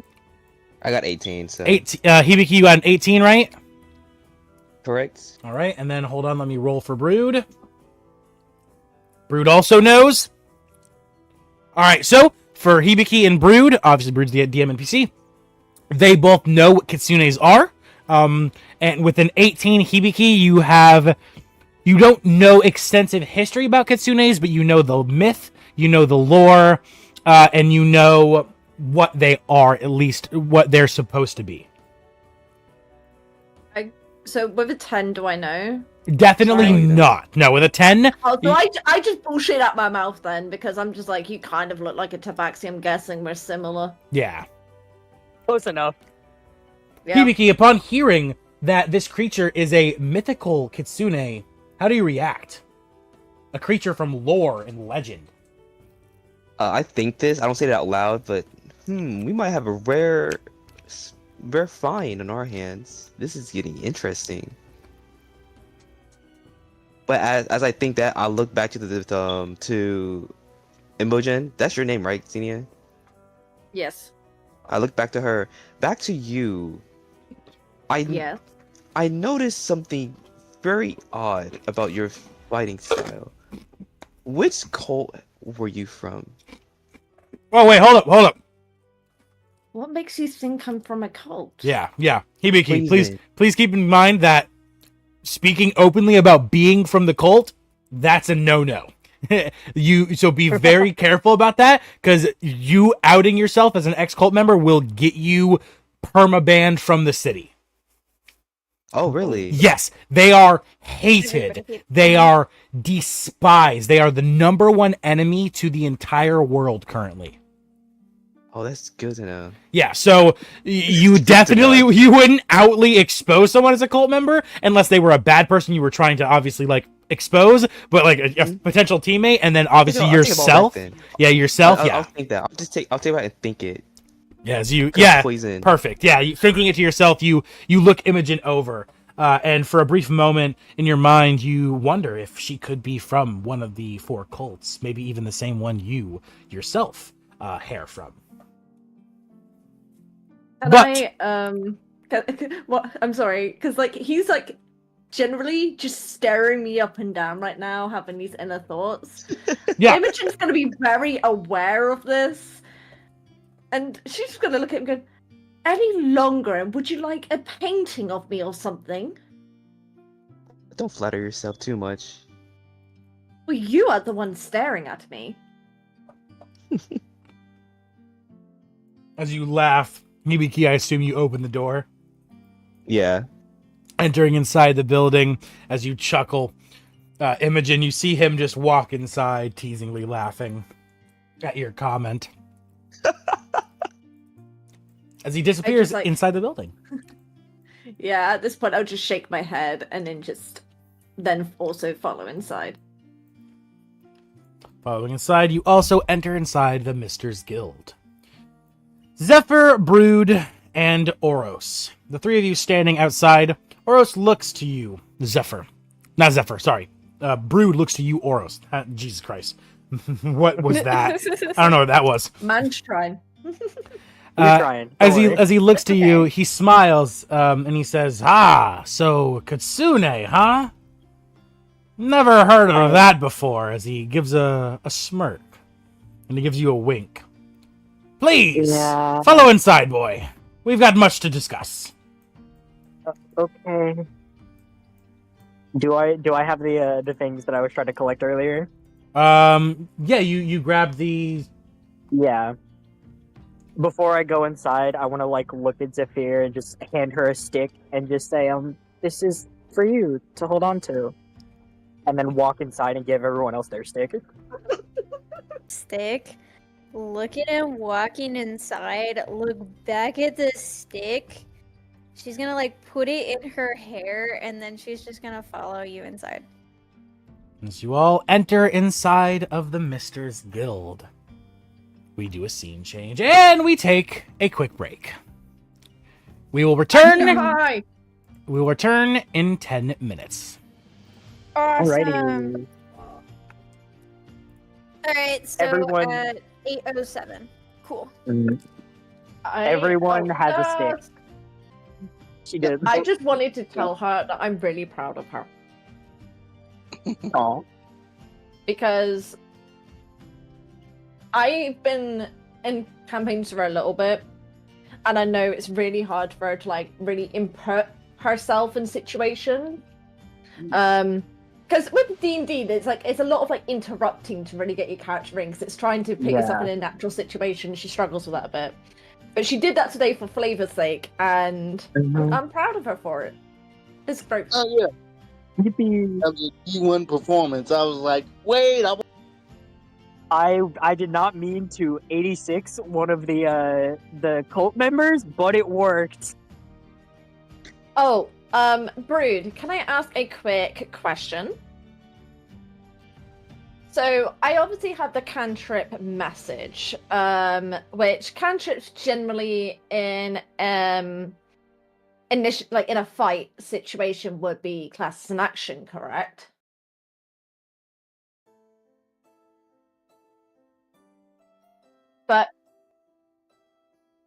But as mine is just message, could I make the request that if I am giving a message to, let's say, a team member, it costs an action. But if it's like doing it for flavor's sake, like I did then, it wouldn't use an action. If not, it's fine. I just like that's just because it'd be like for flavor's sake. It's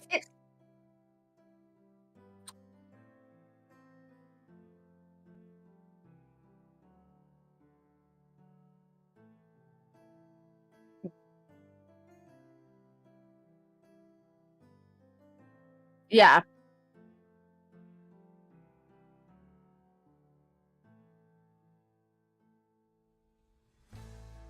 Yeah.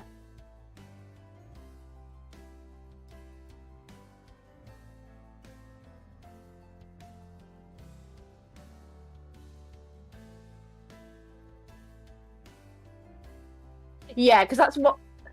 Yeah, that's kind of what I meant. Is like, because like as far as like speaking to team members, it's usually for information's sake. But if I'm doing it towards an enemy, I'm probably going to be doing it towards flavor. So I'm kind of setting that kind of like rule. But I wanted to make sure it's cool for you to make sure that was chill. Because I want to make sure I'm following your roles, man. Following your roles. And now I know I have actually a chance of rolling a nat 20 because the only time I ever roll nat 20s is when I've got disadvantage. And like with your new rule, I actually I got a chance, man. I got a chance.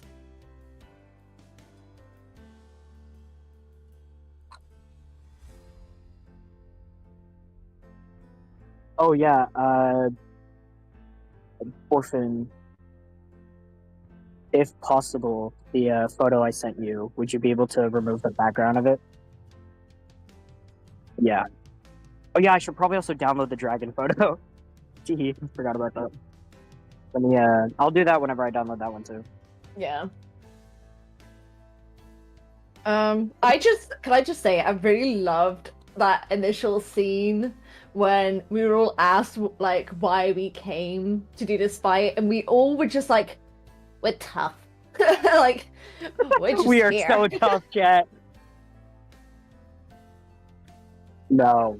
And that was so funny.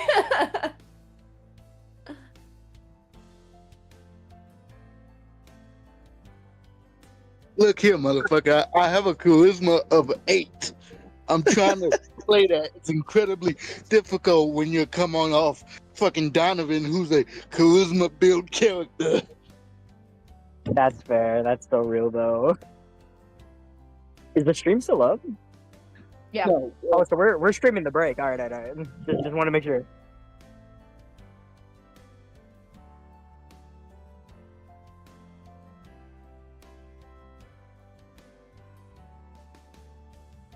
Okay. Yeah, so like for like the viewers, we are just speaking to ourselves, but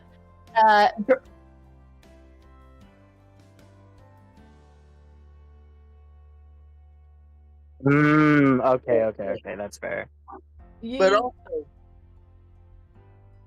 Yeah, that's fair. You all get to hear our beautiful voices. How lucky. I'm scared. oh wait, Imogen, did you see the message I sent you? yes, I did. I'm really bad at replying. I've been so busy this week. So let me get it back up before I shift off. So, my character right now cannot fly. Her wings are damaged, but They're visible. they do repair at a certain level. But no, they are not visible. They are hidden. Oh, So okay. none of you know where I got wings. So that's why I just explained I'm a tabaxi rather than like a tabaxi fairy. Right. And then I mean, the only thing I'm unsure of is I've not done Illrigger before, so that's new to me. But and my partner's never dealt with Illrigger either, so he can't even help me on that shit because he DMs as well. So I have slightly dealt with Illrigger as both a DM and like somewhat of a player that played with someone with Illrigger. I can tell you like the basic of it, but I can't exactly like go in depth on how it works. yeah, it's fine because Orphans sat down with me and like explained some bits. But if I get confused, I'll probably just ask anyway. I'm usually pretty good with that because even though I've only been playing since August last year, I've also been in like 6, 7 campaigns. At one point I was doing like 4 campaigns in a week, like different campaigns. So it's like, yes, I'm less experienced because I've not been playing for a year, but I've also been playing multiple campaigns within that year. I've gone in deep into D&D. That's real. So It is a hyperfixation, I swear. yeah, like I've had people go as far to say like, "Oh, you're pro." I'm like, I'm really not. I don't know that much, like, but I know enough. This point, and I don't even know much. Yeah, that's fair. Anyway, I'm gonna dip to smoke because I can't smoke this inside. But I shall be Alright. back, and when I'm back, I will be extremely high. Real. So let's go. Oh, hey, Orphan. 2 quick questions. First and foremost, can you intimidate in combat to gain advantage? For example, let me give you an example. If, let's say, we're fighting bandits and Zavala's raging, and he quite literally rips somebody in half, can I roll an intimidation check to maybe get them to flee or surrender? I mean, we did kind of intimidate in this fight. Like, in this fight, I straight up, like, shot one of them dead immediately, and then the other one got a little terrified. Yeah, okay.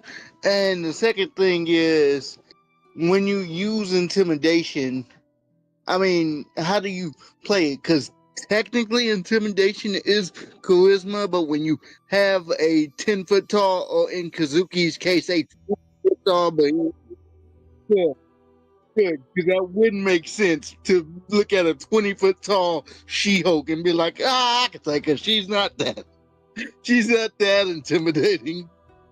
It's not that intimidating. You see it crush, like, an entire brick with a pinky. Never mind! This good. time less hilarious though. The guy hits him and Oh. just smiles, and the guy's like, "Oh shit, my bad."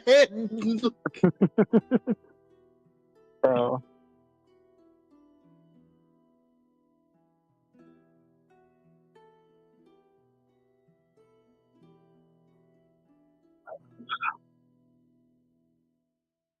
yeah. Hey,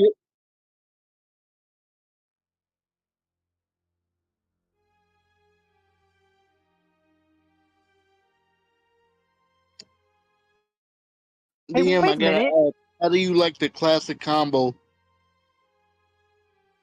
of How do you like the classic combo of reckless attack plus great weapon master?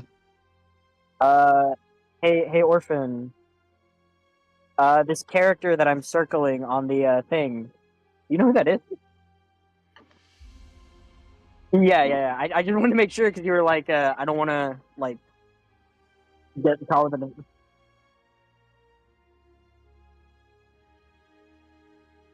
Oh yeah, they do. I forgot about that.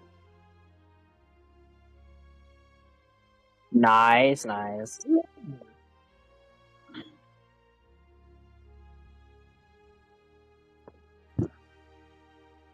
Ooh. Oh god damn it! God damn it all! Send Oh, him that's to the fine. void. Send Oros him will be to terrified. the void. He's gonna use You know who I'm talking. Wait, send his who? fucking ass. I want to beg for telling. I'm not doing this shit.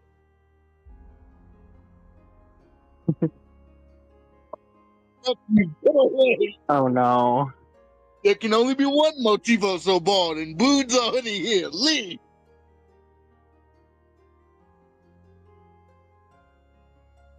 Dave, no matter what variant, Impressive. he's the anomaly.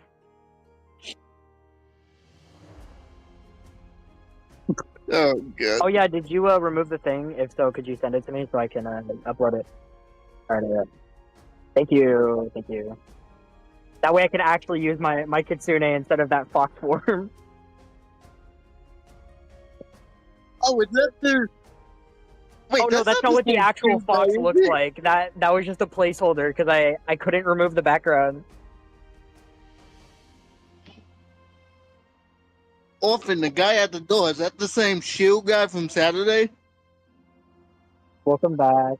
No, we did. Okay. Yeah. I was just asking because I was gonna say I hope he doesn't shit himself if we slip him 3 gold.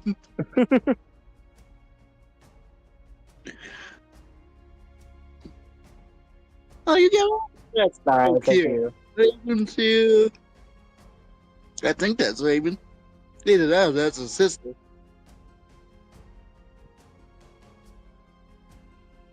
Oh, yeah, I saw her. I saw her. The lady on the first table to the left. Yeah, yeah. I thought she looked like her phone. Similar.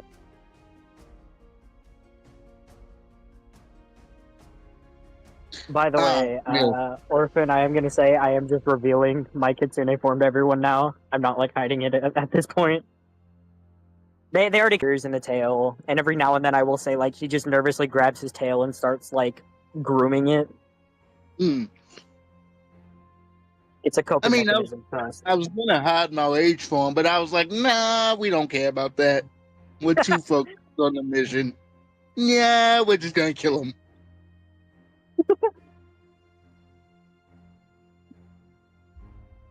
Is it a stone statue that talks shit about you? Bro, I love how I was fucking booking it up here to make it back on time, and Xenia's not even here. Yeah, she's smoking right now, so Hello? we added more time to it just to give her time. I was booking it, guys.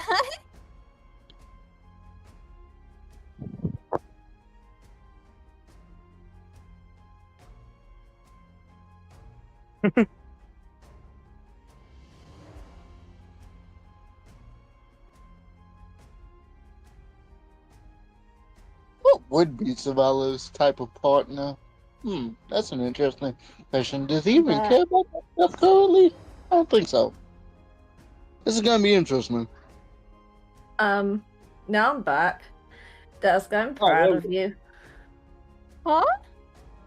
Because you always, like, one of the things I know from being in campaigns you is that you struggle with, like, the interrupt part to get your character in on situations and to chuck that in, but you did it today to add a bit of flavor and had that whole, like, Vecna portal thing, and I'm proud of you for that. I'm getting praised for something that I was just trying to add flair to. Jesus. You did I, Bless. great. Great. I just need to find it hard. It made me happy.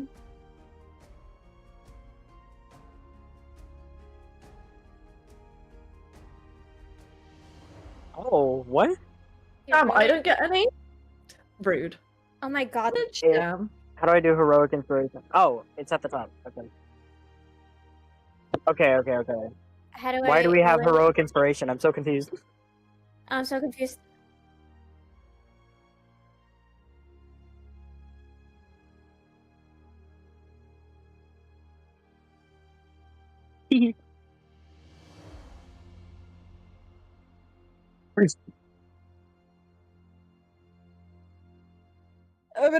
What? What am I doing? Damn. All right. Also, I'm gonna Oh. DM you something, Orphan. Betrayal. Just let me know if it's like a yay or a nay. It's nothing like big, but you know. Yay, thanks. Yay.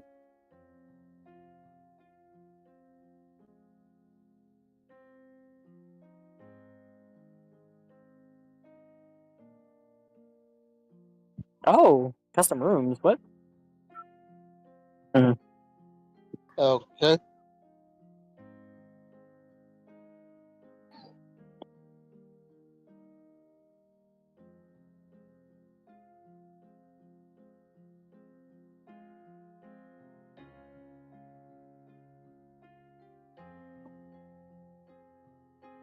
Oh yeah.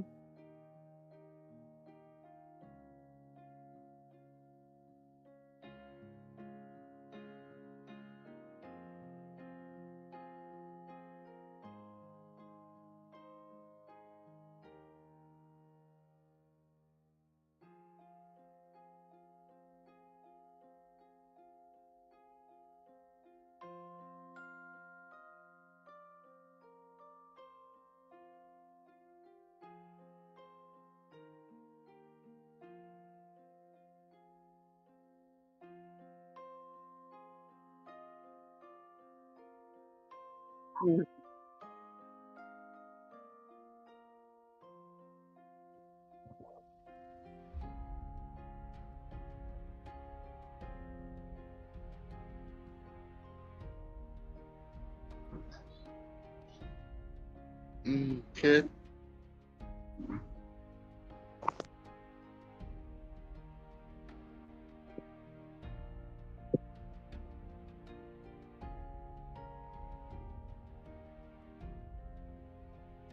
Hold on, let me look. I was typing. You have it in Owlbear Radio or? All right, hold up. Ooh, yo, that's peak. Oh, sorry. That's so. Oh my god. I like that.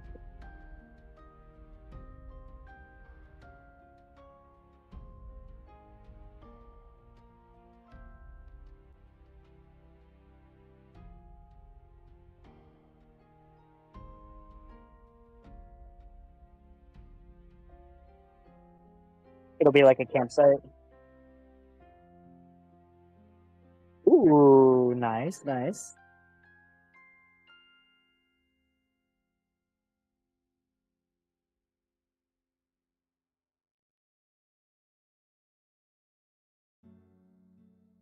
I see, I see.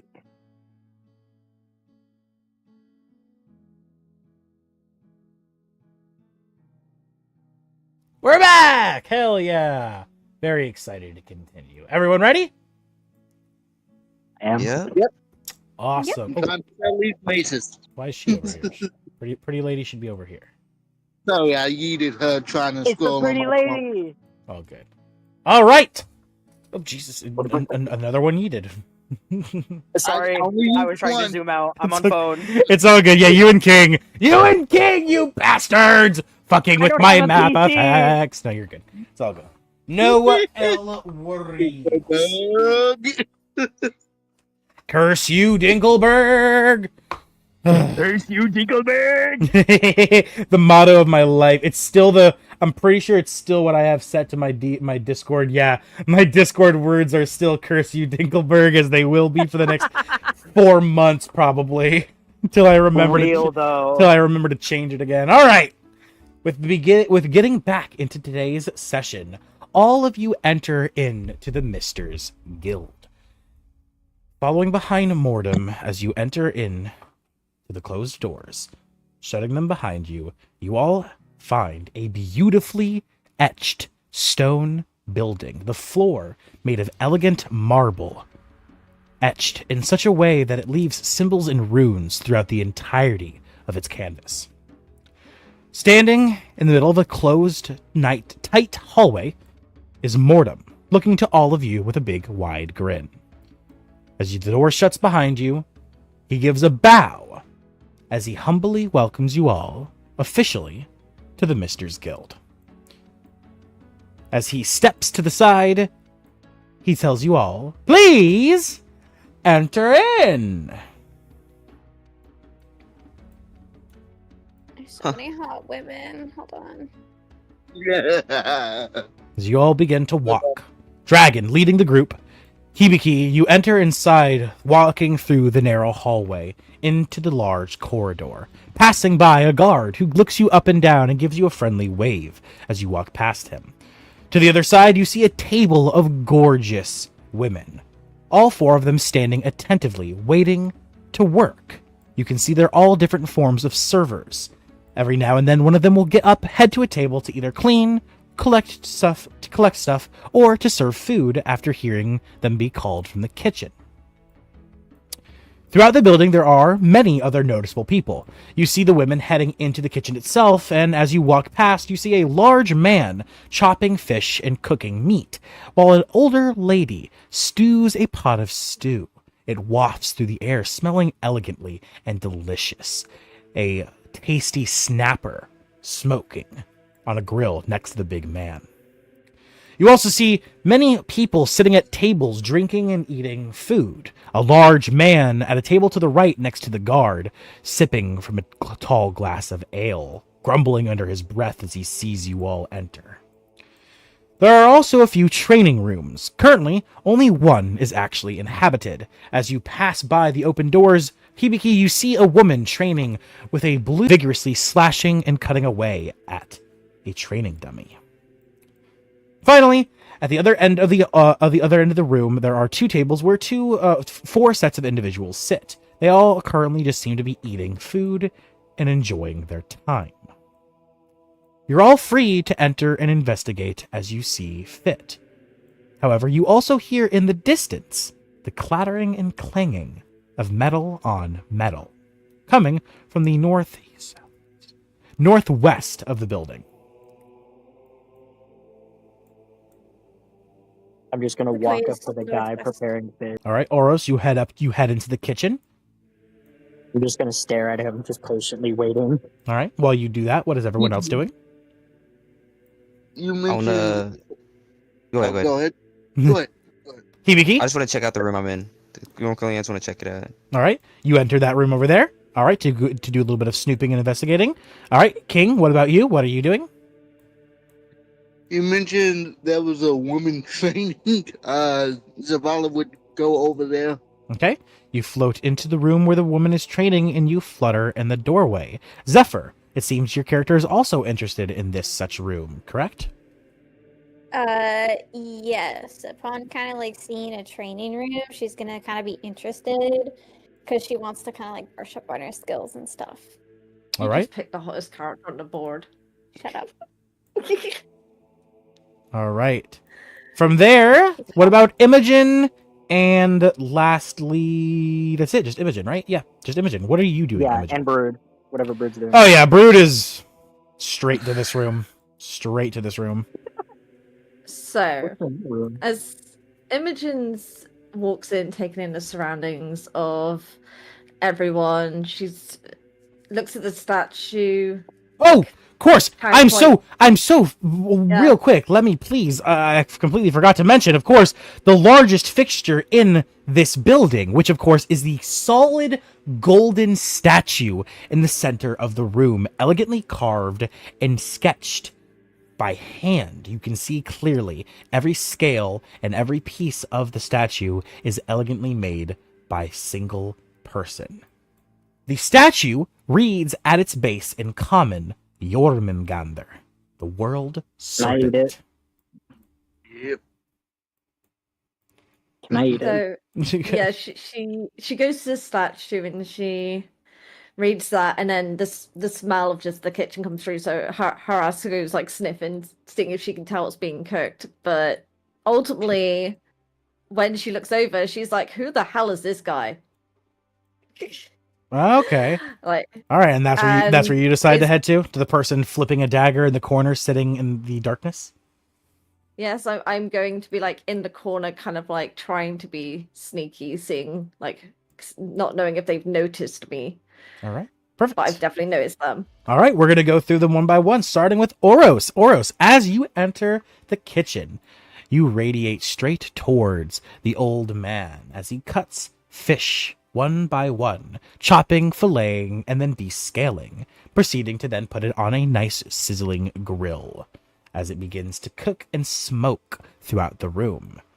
It takes about 3 minutes before he finally notices you, because the old lady notices you first and she calls out to him, honey, we have a guest. Could you please?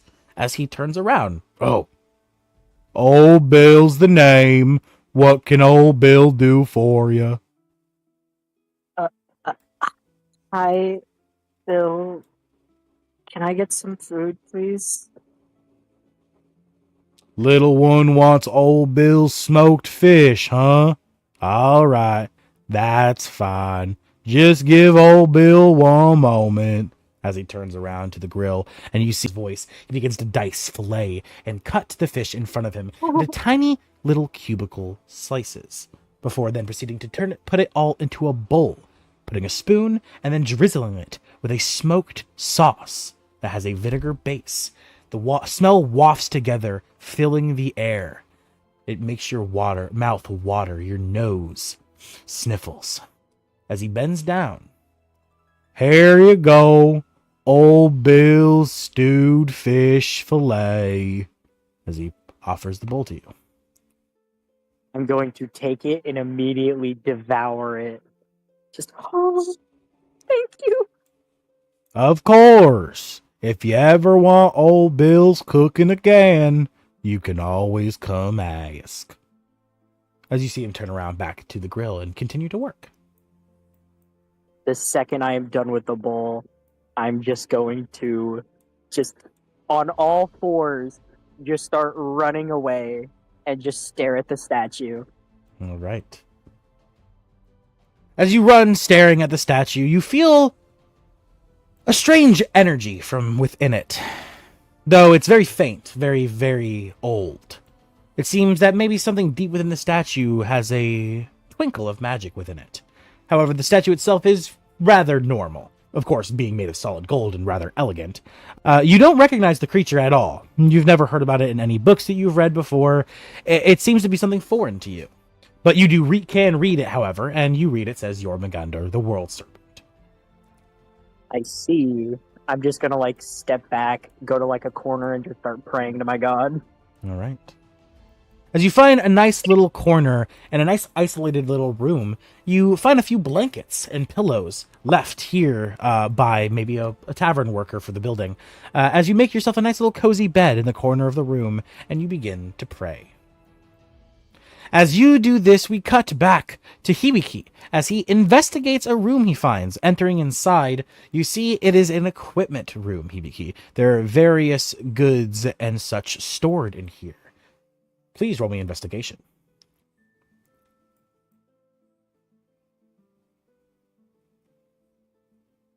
Do you have a modifier for investigation? No, I do Mm-mm. not. No, I Oh. assume not. Yeah, So no. it's just a 3. Yeah. Every time it's out of combat, it's always so low. Hibiki, you begin to look around, and on the surface level, you find absolutely nothing of value. You know, the room is just gear. There is old armor, old swords. Everything you have currently is of much better quality. And you fail to notice anything of significant value or interest. That is to say, except for a few cobwebs in the corners of the room where there's some spiders dancing. Dancing spiders? Yeah, dancing Yeah, I spiders. see it all now. I just casually leave the room. I just hear slight mumbling as I'm walking away. It's probably just Oris praying, but I pay no mind to it.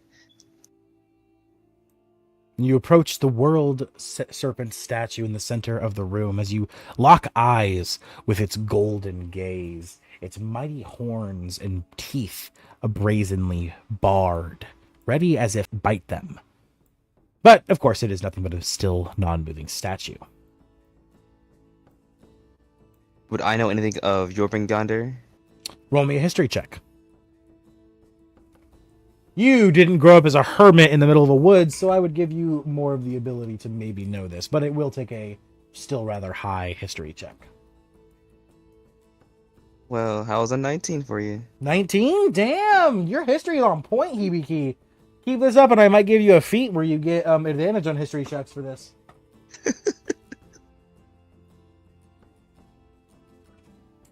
Alright. As you read the creature's name, and you begin to deeply think, it takes you but a moment to realize what this creature is. It is from the Northern Lands myths, where the land is cold as ice, and the people vary from being tiny to giant as Goliaths. They are all warriors, people of battle, and of triumph and victory. This creature is from their mythology. It's believed to be a creature that would one day kill one of the strongest gods within their mythology. And it's also a creature that slithers around the world tree's roots, living within the very thing that holds up the realms of the Northern Lands mythology. However, remembering the sketches and images you've seen of this creature, this statue looks much different. Normally, it is depicted as much more of a simplistic serpent, but this statue depicts it almost as if it's a lion bestial hybrid. It seems familiar, but I can't quite wrap my tongue around it. Wrap my tongue is crazy, by the way. Wrap my finger around it. As you walk up to it and you try to start licking it, but your tongue is nowhere near long.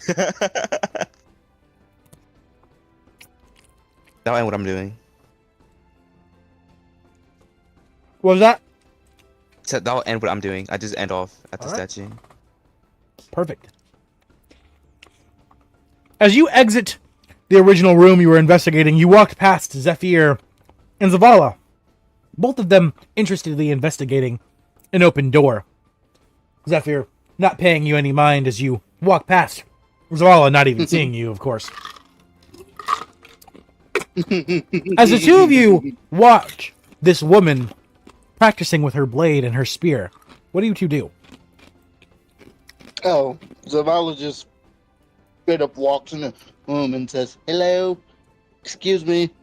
For reference, by the way, he does have the hood on his cloak up to hide the gem on his forehead for obvious reasons. Of course. Here's a, yeah, I just wanted to make that clear. Here's And- a, Huh? here's a, hello, how are you? I would like to train with you. And as you do that, Zephyr, what are you doing? Zephyr's gonna kind of walk in as well, and she's just gonna be like, "Your blade looks very pretty. Mind having to go against me and my dual blades?" As the woman looks to you, you can see her pale ash skin, white like snow, but yet gray, almost drained of life. Her eyes sunken, but iridescent blue. Her nose looking similar to Voldemort's, but not to the degree of which it's fallen off. It's almost as if it's kind of rotting a bit. She's clearly an undead. As she looks to you, stopping what she's doing, putting her spear to her side and sheathing her sword into its sheath. The blue iridescent color slowly dimming until it fades away entirely. As she looks to you both, and in your minds you hear her voice. "Hello. It is very pleasant to meet you both. And as for your question, fine maiden, I could not bring myself to wield a blade against one as fair as yourself."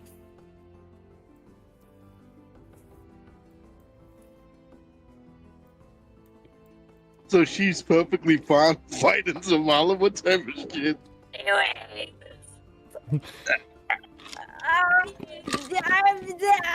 Women He's are back. hot. Ugh.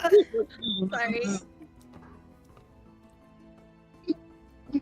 You said Anyways. yeah, what do you say? Sorry. Anyways, I just had a fangirl moment. I love hot women. Zephyr's gonna look at her and kind of be like, "There's no need to be afraid. I'm quite adept with daggers, and since I was very young."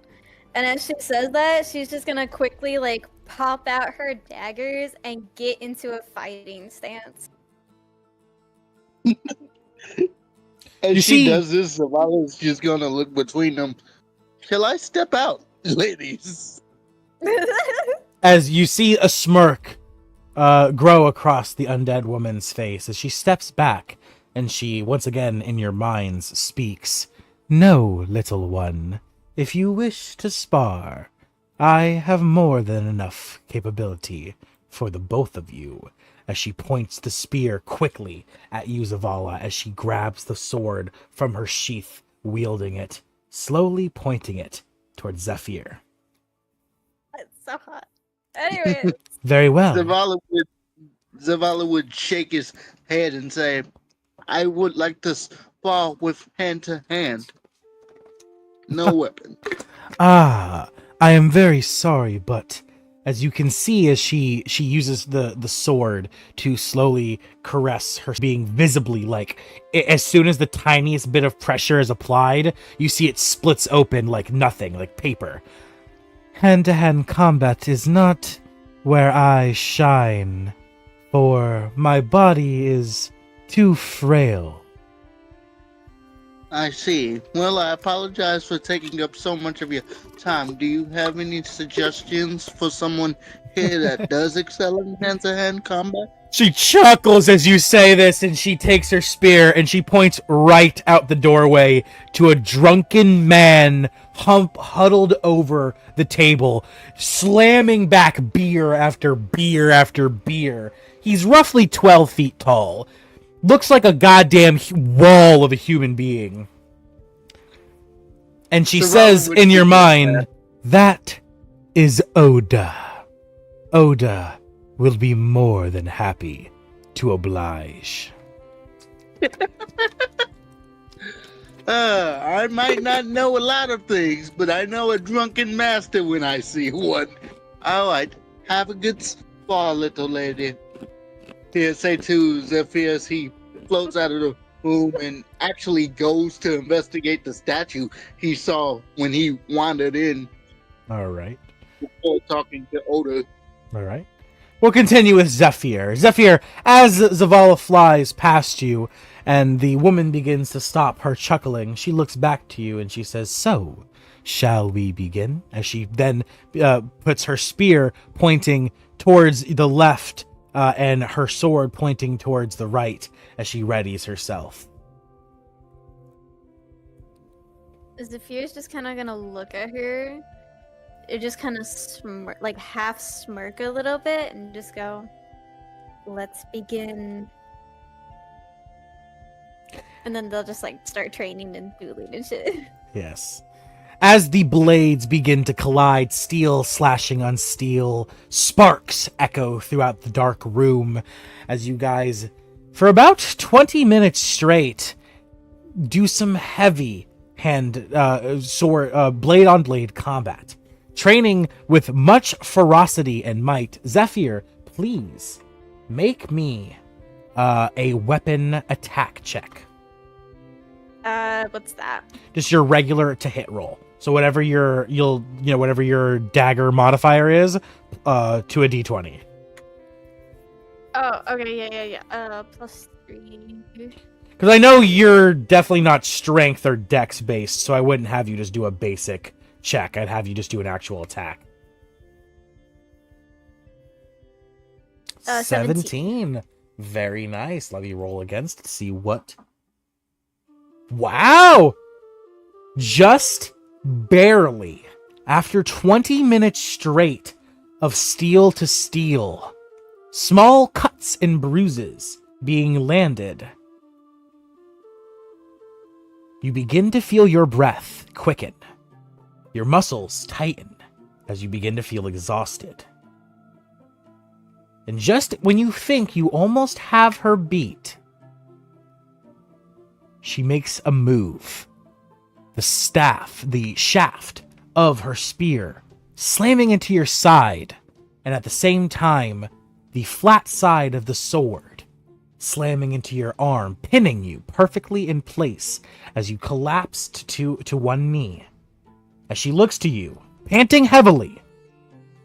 And then in your mind, you hear, "I am impressed. You almost beat me. You lost by 1 total point." She rolled an 18 to your 17. She's going through it. She's good. I'm fine, guys. It's something else. It's okay. It's something totally else. I know what it is. I don't think you're fine. Fine, guys. Two women are hot. And as you Panic is real. And as your cheeks blush, Zephyr, we cut back to Zavala. As Zavala begins to look at the statue. What do you float over next to Hibiki? What are you looking at? What are you investigating, Zavala? Well, given the fact that Zavala is the oldest in the party at this moment, not counting the multiverso spy / sort of multiverso hobo we got in the form of Boo. Zavala would just sort of tap his tap his index finger to his chin and be like, Yarmungandr, and he'll see if he can recognize the name from any of the stories. Roll it. Being Roll, 200 roll history at advantage. Yeah, you'll definitely get advantage on your check. Yep. Thank you. You already knew where I was going with it. Yeah, you got time on your history. You got time on your belt, so you got a little bit of advantage there. I'm gonna need it too, because my history is a -1. Yeah, Leafeon, to your question, when we start next session, after you all go to your bedrooms, when you exit your bedroom, we'll have a new image, okay? Okay, alright. Cool. We'll leave it for then, so that way it's a fun little thing to have. Zavala, you dumb bastard! You look at I the seen it too. you look at the It's statue. so close to being a 13 too. You look at the statue and you think to yourself, "You'll come back to it another time. I'll let you do another history check later. Right now, it evades you." Cool. I was gonna play that way as well. Thank you.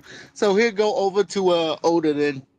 Hey, look, listen! As you fly over to Oda, as he grumbles, he slowly sits up from his slouch position. Huh?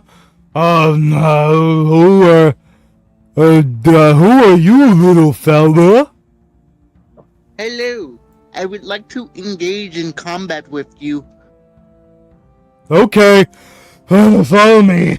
As he slowly stands up with no second thought or other words needed, as he pushes his chair in, drunkenly stumbling around, grabbing a second glass of beer before walking away, and then beginning to walk over here towards this doorway, walking inside, and then following into a second room. As you quickly follow behind him, flapping your wings, catching up with him, you see him down the first bottle as he walks through the first doorway, throwing the glass to the ground, shattering, and then the glass just disappears, as if it was never real. And then the second bottle slams it back, drinking the whole thing in a second, slamming it to the ground at his feet, and then once again the glass just disappearing, as if it was never real. Stepping into the middle of the room, he makes a loud groaning, exhausted sound as he cracks his knuckles, stretching his arms behind his back as he slouches forward a bit. As you see him fall asleep for a second, as he quickly snaps back to, looking up. Oh, right, we're fighting. All right, what are the rules? As you see him drunkenly stumbling around, looking at you. Zavala asks him, would you like me to use my full capabilities or shall I hold back? It depends. Do you want to wake up tomorrow in your bed sore? Or do you not want to wake up tomorrow? I merely wish to reclaim something that I have forgotten in a very long time, sir. Then I'd say use your full power. Otherwise, you're not going to get to enjoy the fight for very long. As you see him fall asleep again, standing, as he almost falls entirely backwards, and as his back is almost about to hit the ground, you see his arms spring back, catching him as he shoots himself back up, still completely, utterly drunk, but just still stumbling around, his eyes groggy as he looks to you. And as he shoots back up, I assume that's when you rage. Actually, Zavala will set down the 2 mace he's been carrying this whole time, because I'm still not used to having a bag of holding on deck, so he sets the maces in the corner, and then he rages to sober him up. As you set the 2 maces down, as he falls back and then shoots himself back up, as he shoots himself back up, he sees you changing, rapidly growing, as his eyes kind of widen a bit in shock as your rage form reveals itself. 1 second. Does the rage roar so? No. Yeah, his eyes widen, and in response, he goes, "Brrr." He lets out a wicked burp. So booming and echoing that it shakes the room to the same degree as your rage scream. As he then looks to you and hiccups. Ready to fight? Zavala just nods silently. Baby! roll as you both just begin. Athletics is fine too. As you both just begin to beat into each other, blow, blow, blow, blow after blow. At one point in time, you strike him so hard that he almost vomits all over you, but then stops himself, swallowing it, and then continues to fight. Have advantage on strength checks. As does Oda. Of course he does. They're both huge right now. This is beautiful. Sometimes you just gotta Alright. beat the shit out of him. When He got a 17 total. Not a great roll, but not terrible.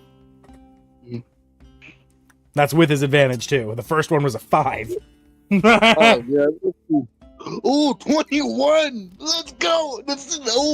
Thank you for the advantage, because the other one was a 2.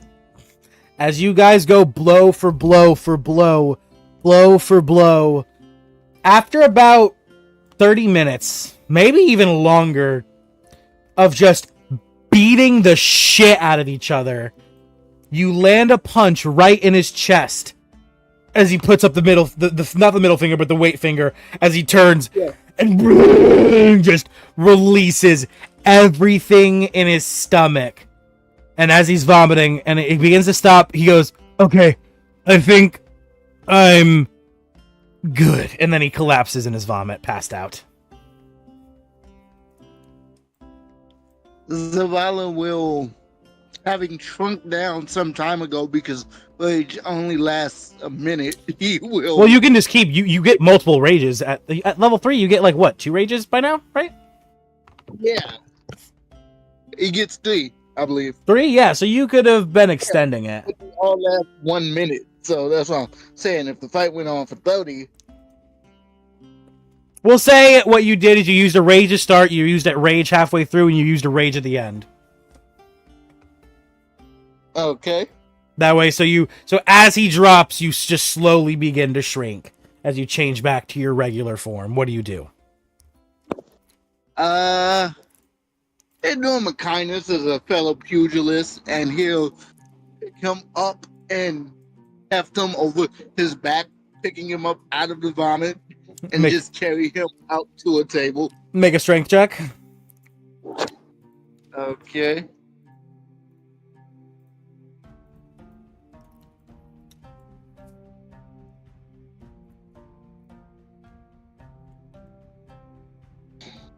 Oh. Ooh, 16. Not terrible. Oh yeah, easily. You lift him up with no problem, putting him over your shoulder as you begin to flap your wings with all your might as you fly him out of the room and back to the center, back to the large open corridor. Zephyr, your fight ended roughly about, say, 5 minutes before Zavala's, and you continued to talk to the lady for a bit, and as you exited the room, having finished your conversation, you see Zavala flying past you, carrying a 12-foot tall man over his shoulder as he flaps his wings, flying over to a table, and then boosh, setting the man down on top of the table.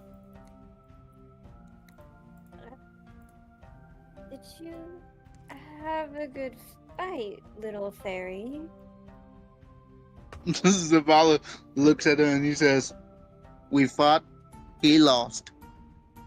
How was yours?" It was,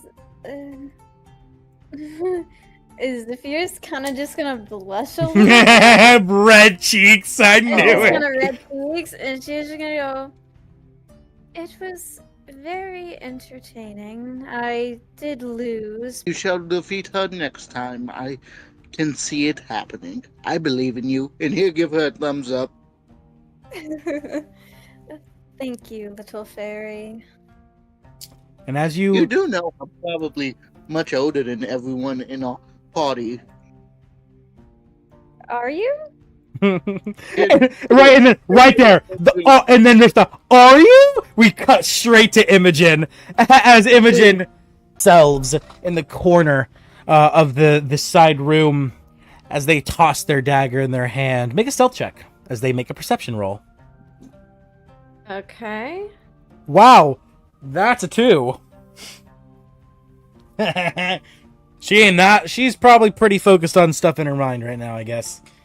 That's how I'll roleplay it.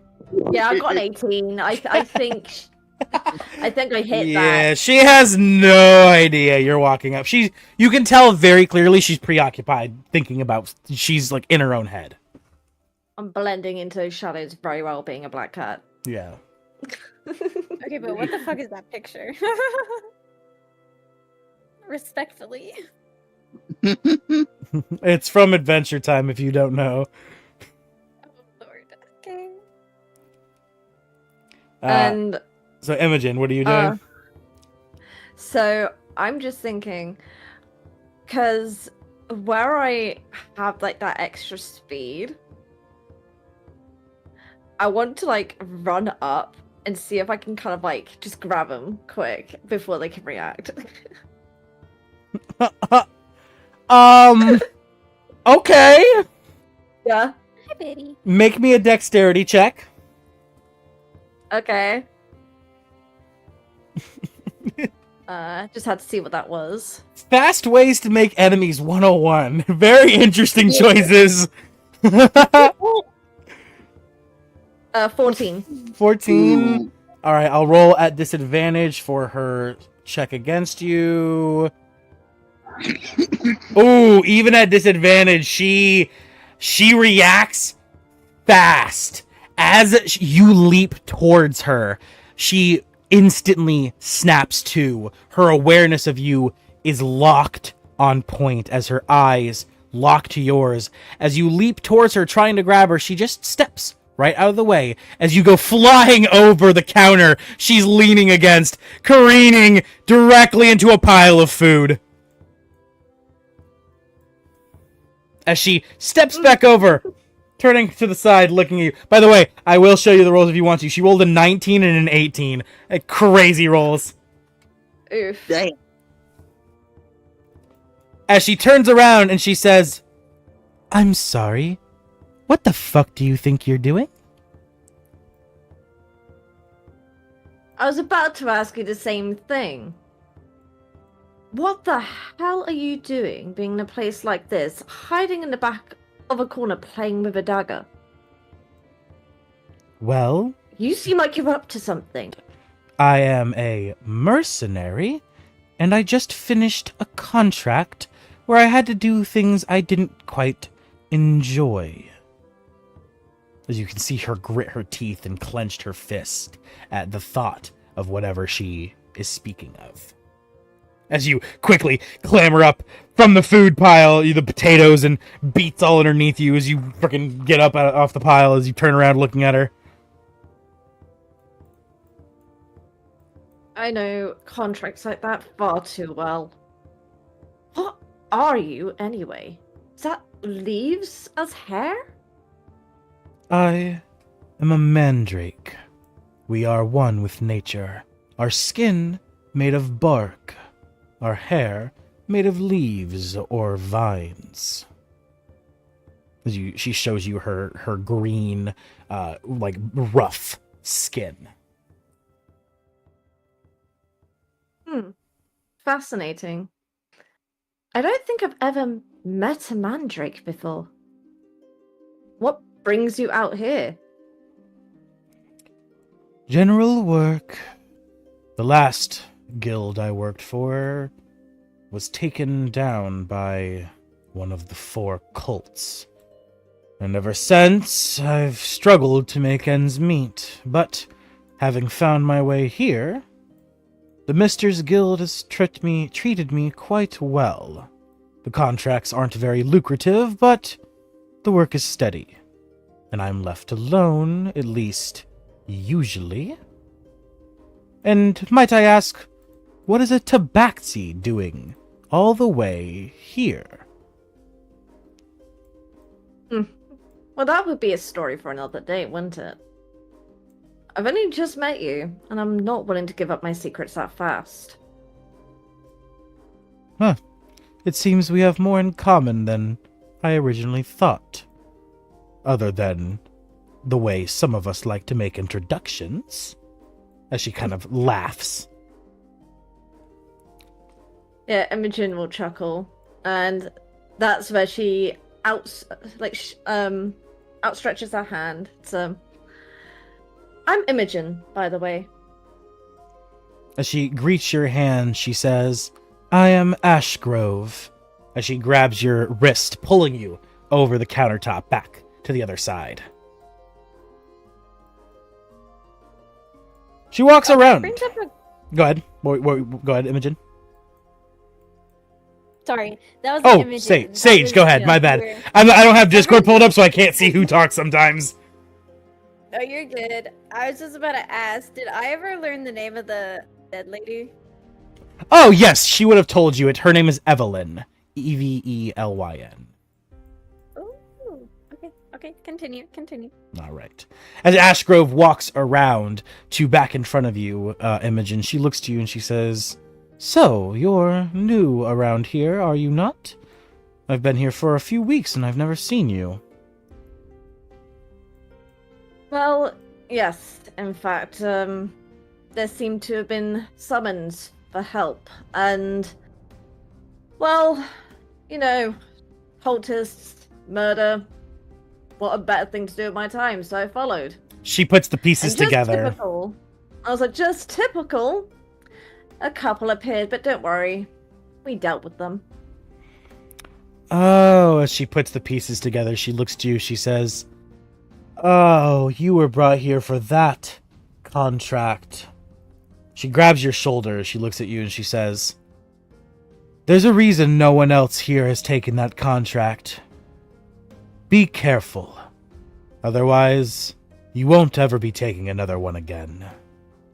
As she removes her hand from your shoulder, she turns around, she finds a nice little spot back in the shadows. As she sits back down, looking to you, she says, You're free to stay and relax if you'd like.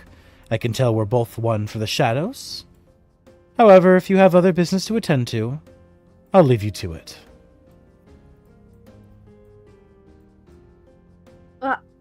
I do need to go and find the group I've recruited with.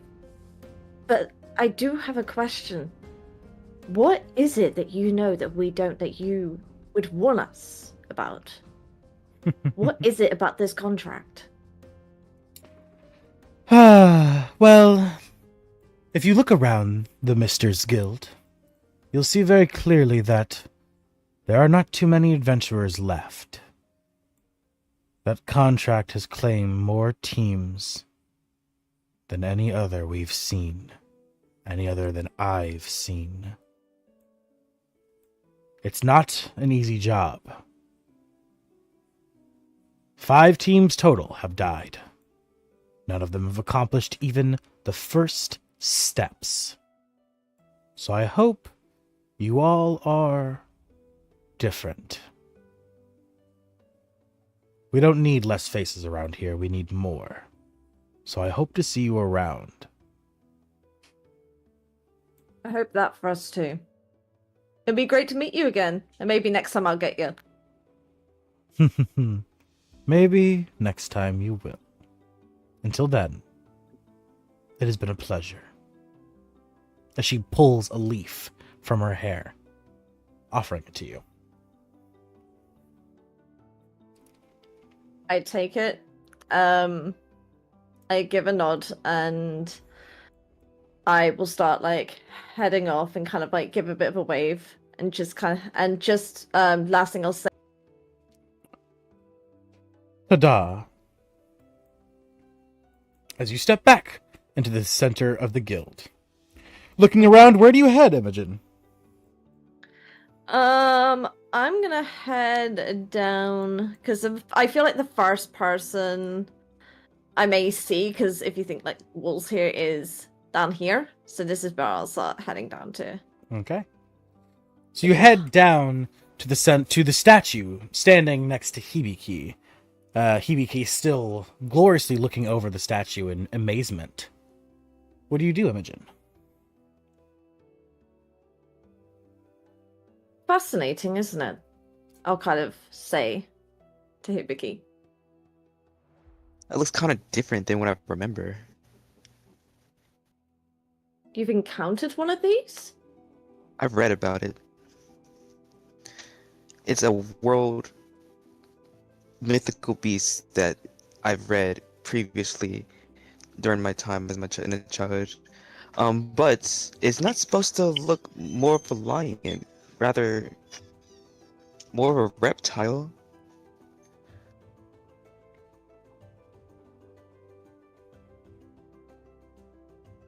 So, how do you know so much about mythical beasts? Is it something you studied?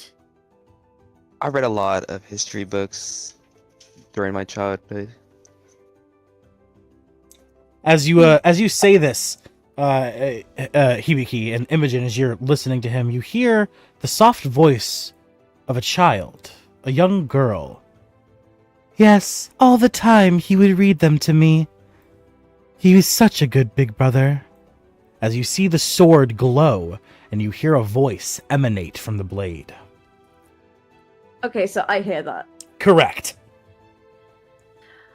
I kind of look down at the sword. My eyes widen as I look back up at Hibiki. Did your sword just talk? I look at her and look back at the sword, and I answer, yes, in fact it did. And it claimed to be that you were their big brother. Indeed. It's a very long story, something I wish not to tell here. Well, we all do have our secrets. I won't push any further.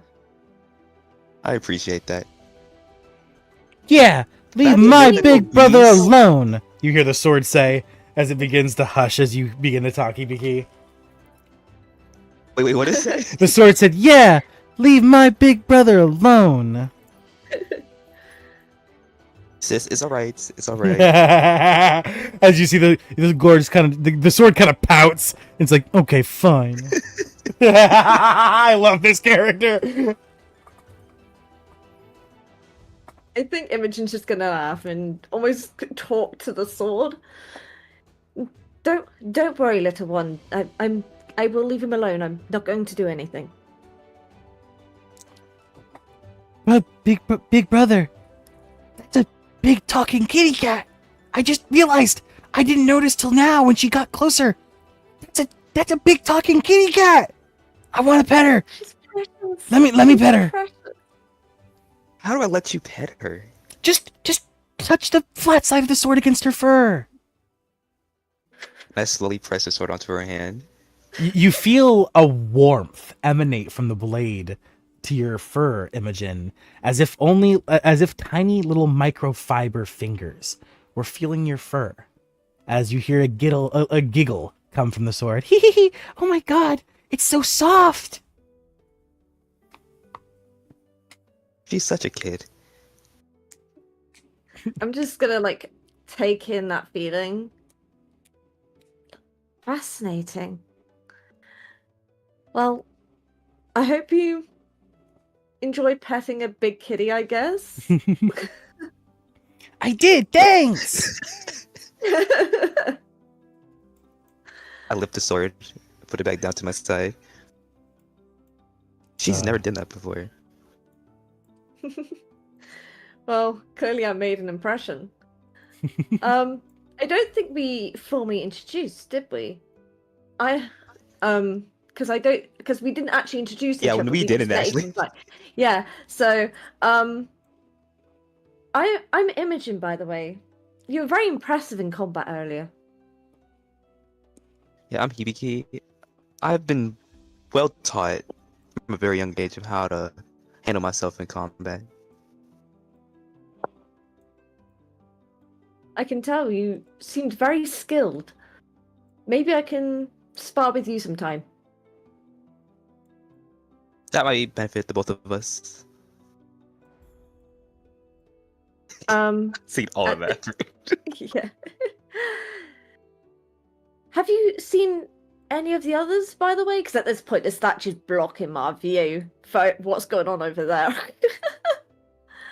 Well, the lady in the purple dress and the small fairy, I heard near training room, but I don't know where the Where's the child at? Can Oh, I the just walk out of the cute like little prayer thing. room, unrealizing that I'm in the fox form, and just walk up to them? For sure. Oh my god, the map Okay. is. There we go. Just like walking out of the room, just like towards them. Is it turn around? I hear footsteps. What in the? Everyone else sees me as a fox except for those two. They see like the full kitsune just staring at them. So wait, we see you as you, but everyone sees you as a fox. Everyone else sees me as a fox except for you two. Okay, You guys see me interesting. as the kitsune. I can choose who can see Interesting. like the real form and everything. Okay, that's cool. Okay, it's pretty cool. And as Yeah. as all three of you are standing there, from behind you, you hear a soft voice. Excuse me, Master Mortem has told me to gather you all. Could you please all head to the room directly behind me? And I'm going to go gather the other two. Of course. Okay, Thank you for letting us know. Thank you. She's pretty and she has a stutter. I'm gonna. Thank you so much. Now let me find the others. As she begins to look around, and she quickly spots you two over here. As she makes her way running up. Oh, I'm sorry, but Master Mortem has requested you please join him at the private residences. Savala looks at this person and he's like, "Take a breath, my lady. Oh, What do you want?" I'm sorry. It's not a breath. I have a. It's just my voice. Master Mortem has requested your presence at the. Okay. And then he'll turn back to Zephyr and he'll just wink at her in regards to their earlier conversation of him being oldest to everybody as he floats off. If you'd Zephyr follow me. is- Good, Zephyr. Yeah, it's just kind of gonna be like, okay, little fairy. And then as she walks past, like the pretty lady shoulder, and be like, it's okay. I think your voice is very pretty. And she's gonna walk past her. Yay. All right. And as you guys walk past her, she gives a bow to you both, as she says, "Thank you so much. Now I must return to work." As she quickly makes her way back over to her table, as she continues to do things with the other workers. As everyone makes their way to the private chamber's entrance. Of course, Brood as well. I just turn back to normal once I get there. What's going on? Actually, Brood will not. Brood's gonna make his private house the blacksmith forge. Let's be real here. He lives and breathes for the forge. Literally, yeah, that's where he's gonna shack up, is over there at the forge. So the five of you enter the private chamber's hallway, the entrance for the private chamber hallway. Mortem standing at the large double doors. Smiling to you all, he says, "Ah, very good. I'm glad to see you've all made yourself acquainted and home here. Now, before we discuss the contract, I would like to present you all with the amenities to really sweeten the deal and convince you all to stay. So if you'd follow me." As he opens the double raise my doors hand. and he walks inside. Just What was gonna look at everyone. Amenities? As you see everyone else I'll tell walking you later. inside. Yeah, you're just so confused about what amenities are. As he enters into this crossing T hallway, walking to the very center of it, where he taps his feet on a very large runic symbol carved into the floor. And as he does, the entire symbol engulfs in magic. Welcome, welcome, welcome to the private chambers of the Misters Guild. If you indeed decide to sign on with the Misters Guild, every single team is presented their own private sleeping area. This would be yours. I have already attuned the magic circle to all of your frequencies, so the second you open those double doors, you will instantly enter into this hallway. There are 5 rooms total. 2 down this way, 2 down this way, and 1 directly down behind me. You are all to choose the rooms as you so please, and they come free with your job here at the Misters Guild. First and foremost, I choose the most southern room. The moment, guys. the moment you open the door, the room will magically acquaint itself to your preferences. It will reanimate and reapparate, reshuffle and recombobulate to fit your every need. It will look exactly as you would feel comfortable with it looking like, with no effort or magic required from you. So, with that being the case, I suggest you all get a good night's sleep, for the contract begins tomorrow, and if you all decide to stay and sign on, you will be quite busy. As he quickly makes his way down the hallway, looking back to all of you, he says, "Toodaloo!" as he makes his way through the double doors and disappears. He's always rushing. Yep. My voice is getting real hurty from doing his voice. I'm not gonna lie. No, my character. No, he said that. Okay, good. Okay. Hibiki, you say out loud, man, that guy's always in a rush. Wonder what he's up to. Probably always busy. Check out my room. guys, I have a request. What request? Does anyone mind if I share a room with them? I can't sleep by myself. Well, I don't know if you would like to share a room with me, little one. You scare me. Take a funny dice, both of you. Take a funny. Okay, this is all right. You guys don't really know. I told you about the funny dice system. In your notes, write down funny dice and put one funny dice there. Currently, it's a D. It's a D6 currently. Okay. He's just Zavala's just gonna look at him and be like, "That's fair. That's fair. I scare myself sometimes." I guess I'll take him in. I have 3 questions for him anyway. Huh? Actually, I don't know if we all introduce each other. I feel like we all just kind of got swept into stomping out scumbags. We really did. I don't think we've established each other's names, even. Yes. Well, me as the probably ill-tempered one of the group, I'm Hibiki, half demon, half dragonborn. If I come up as rude, that is just how I am. Well, I'm Zephyr. There's not much to say about me. If you need anything, I will be here to help. But I will just be here.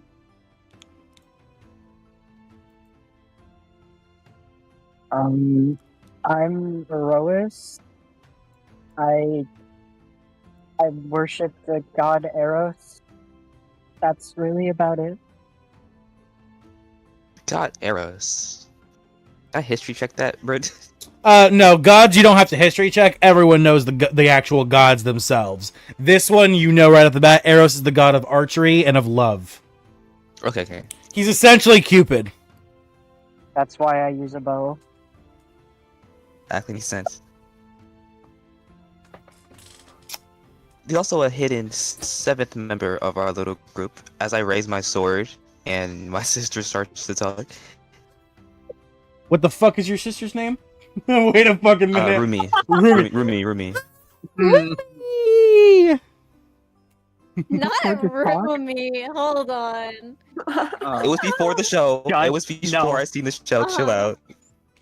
I did the same thing in my campaign recently. I had a character named Jinyu that just got introduced. And I watched the movie literally like a few days before I introduced him. And all I Yeah, could like- think about was, okay, don't say Jinu, don't say Jinu, don't say Jinu. That's all I was telling. Oh my god. I think it's spelled differently though. It might be. And as for the last 2 people who haven't made introductions yet, Zavala just looks at Imogen like, "Go ahead." I'm Imogen. That's all you really need to know right now. And I am Zavala. Butterbeans. Miss The last name's Butterbean? Butterbean. My last Your name name is is Butterbeans? Yeah. Yes. Beans! That's so cute! His last name's adorable! Aye. Respectfully, Brood, your roomy voice is fucking. Ow. Oh, sorry. I'm sorry. I can't. It's hard to do little girls, man. My voice is not meant for little girls. I'm sorry. This is Fine. just Rumi. Hi, I'm Rumi. He sounds like Mort from fucking Better Jack. Wait, he does. I'm not going to be able to unhear Oh my that. God. I love your feet, Anytime- King Julian. Please let me rub your feet. Come on. I can do his voice pretty well. I guess I subconsciously just did more. I can. My bad. Wait, Orphan, I'm so mad right now because Maud can do a King Julian impression. Yeah. Oh, King Julian. Oh no, King Julian, no. I just want to I just want to hug you. I love more. Every time she talks now, all I'm gonna be able to hear is, "Oh, King Happy." Oh, King Happy. What are you doing? I love that Mort's all. That's great. Okay. So, yeah, I guess Rumi's just Mort now. We're just Mort now. I Have a love, fucking Mort sword. I love God damn you, it. big brother. I love you, brother. I want to rub your feet.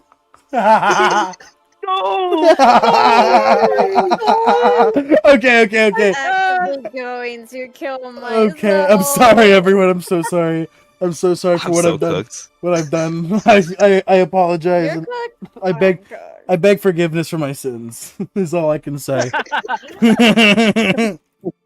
Do 10 Hail Marys, you'll be good. Do 10 See, Mufasas. Vecna doesn't Do care. 10 If I let the Motomotos. darkness take your ass away. Okay.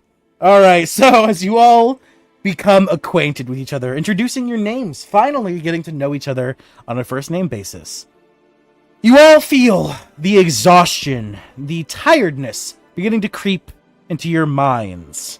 It's been quite a day for most of you, as each of you decide to head to your respective quarters. Choose a room, everybody! I would like one closest to the hallway. if she possible. immediately took that one. Fine. Okay, Dragon, you want the bottom one? Yeah, and Ors has to come with me. I'm taking care of him. I'm his Yeah. new fucking caretaker. You're going in the smallest room with two of you. Yeah, what? I'm not even sleeping on a bed, bro. I sleep on the floor. Bro, give him one of those little dog beds. That's literally what I sleep in. I sleep in a bed made of leaves. Oh, shit. I was gonna say, Oros, if Orf. just for reference, Oros, if you do want to actually have your own room, it'll make a fake Grandpa go on. It's got a simulacrum. Yep. Bro Gimme. jumped Gimme. over so Gimme. She jumped through the wall. Yeah. No. Yeah, so Mortem would have He told you literally more. said fucking yoink. Yeah, Mortem would have told you all that by every possible need, the room actually has like the ability to even create simulacrums to mimic people if you so desire. Ooh, If you guys hear an old man whistling in my room, it's just my dad. that's That's Or grandpa. so for real. It is just my grandpa. As And I each will of probably you, be having a mental breakdown.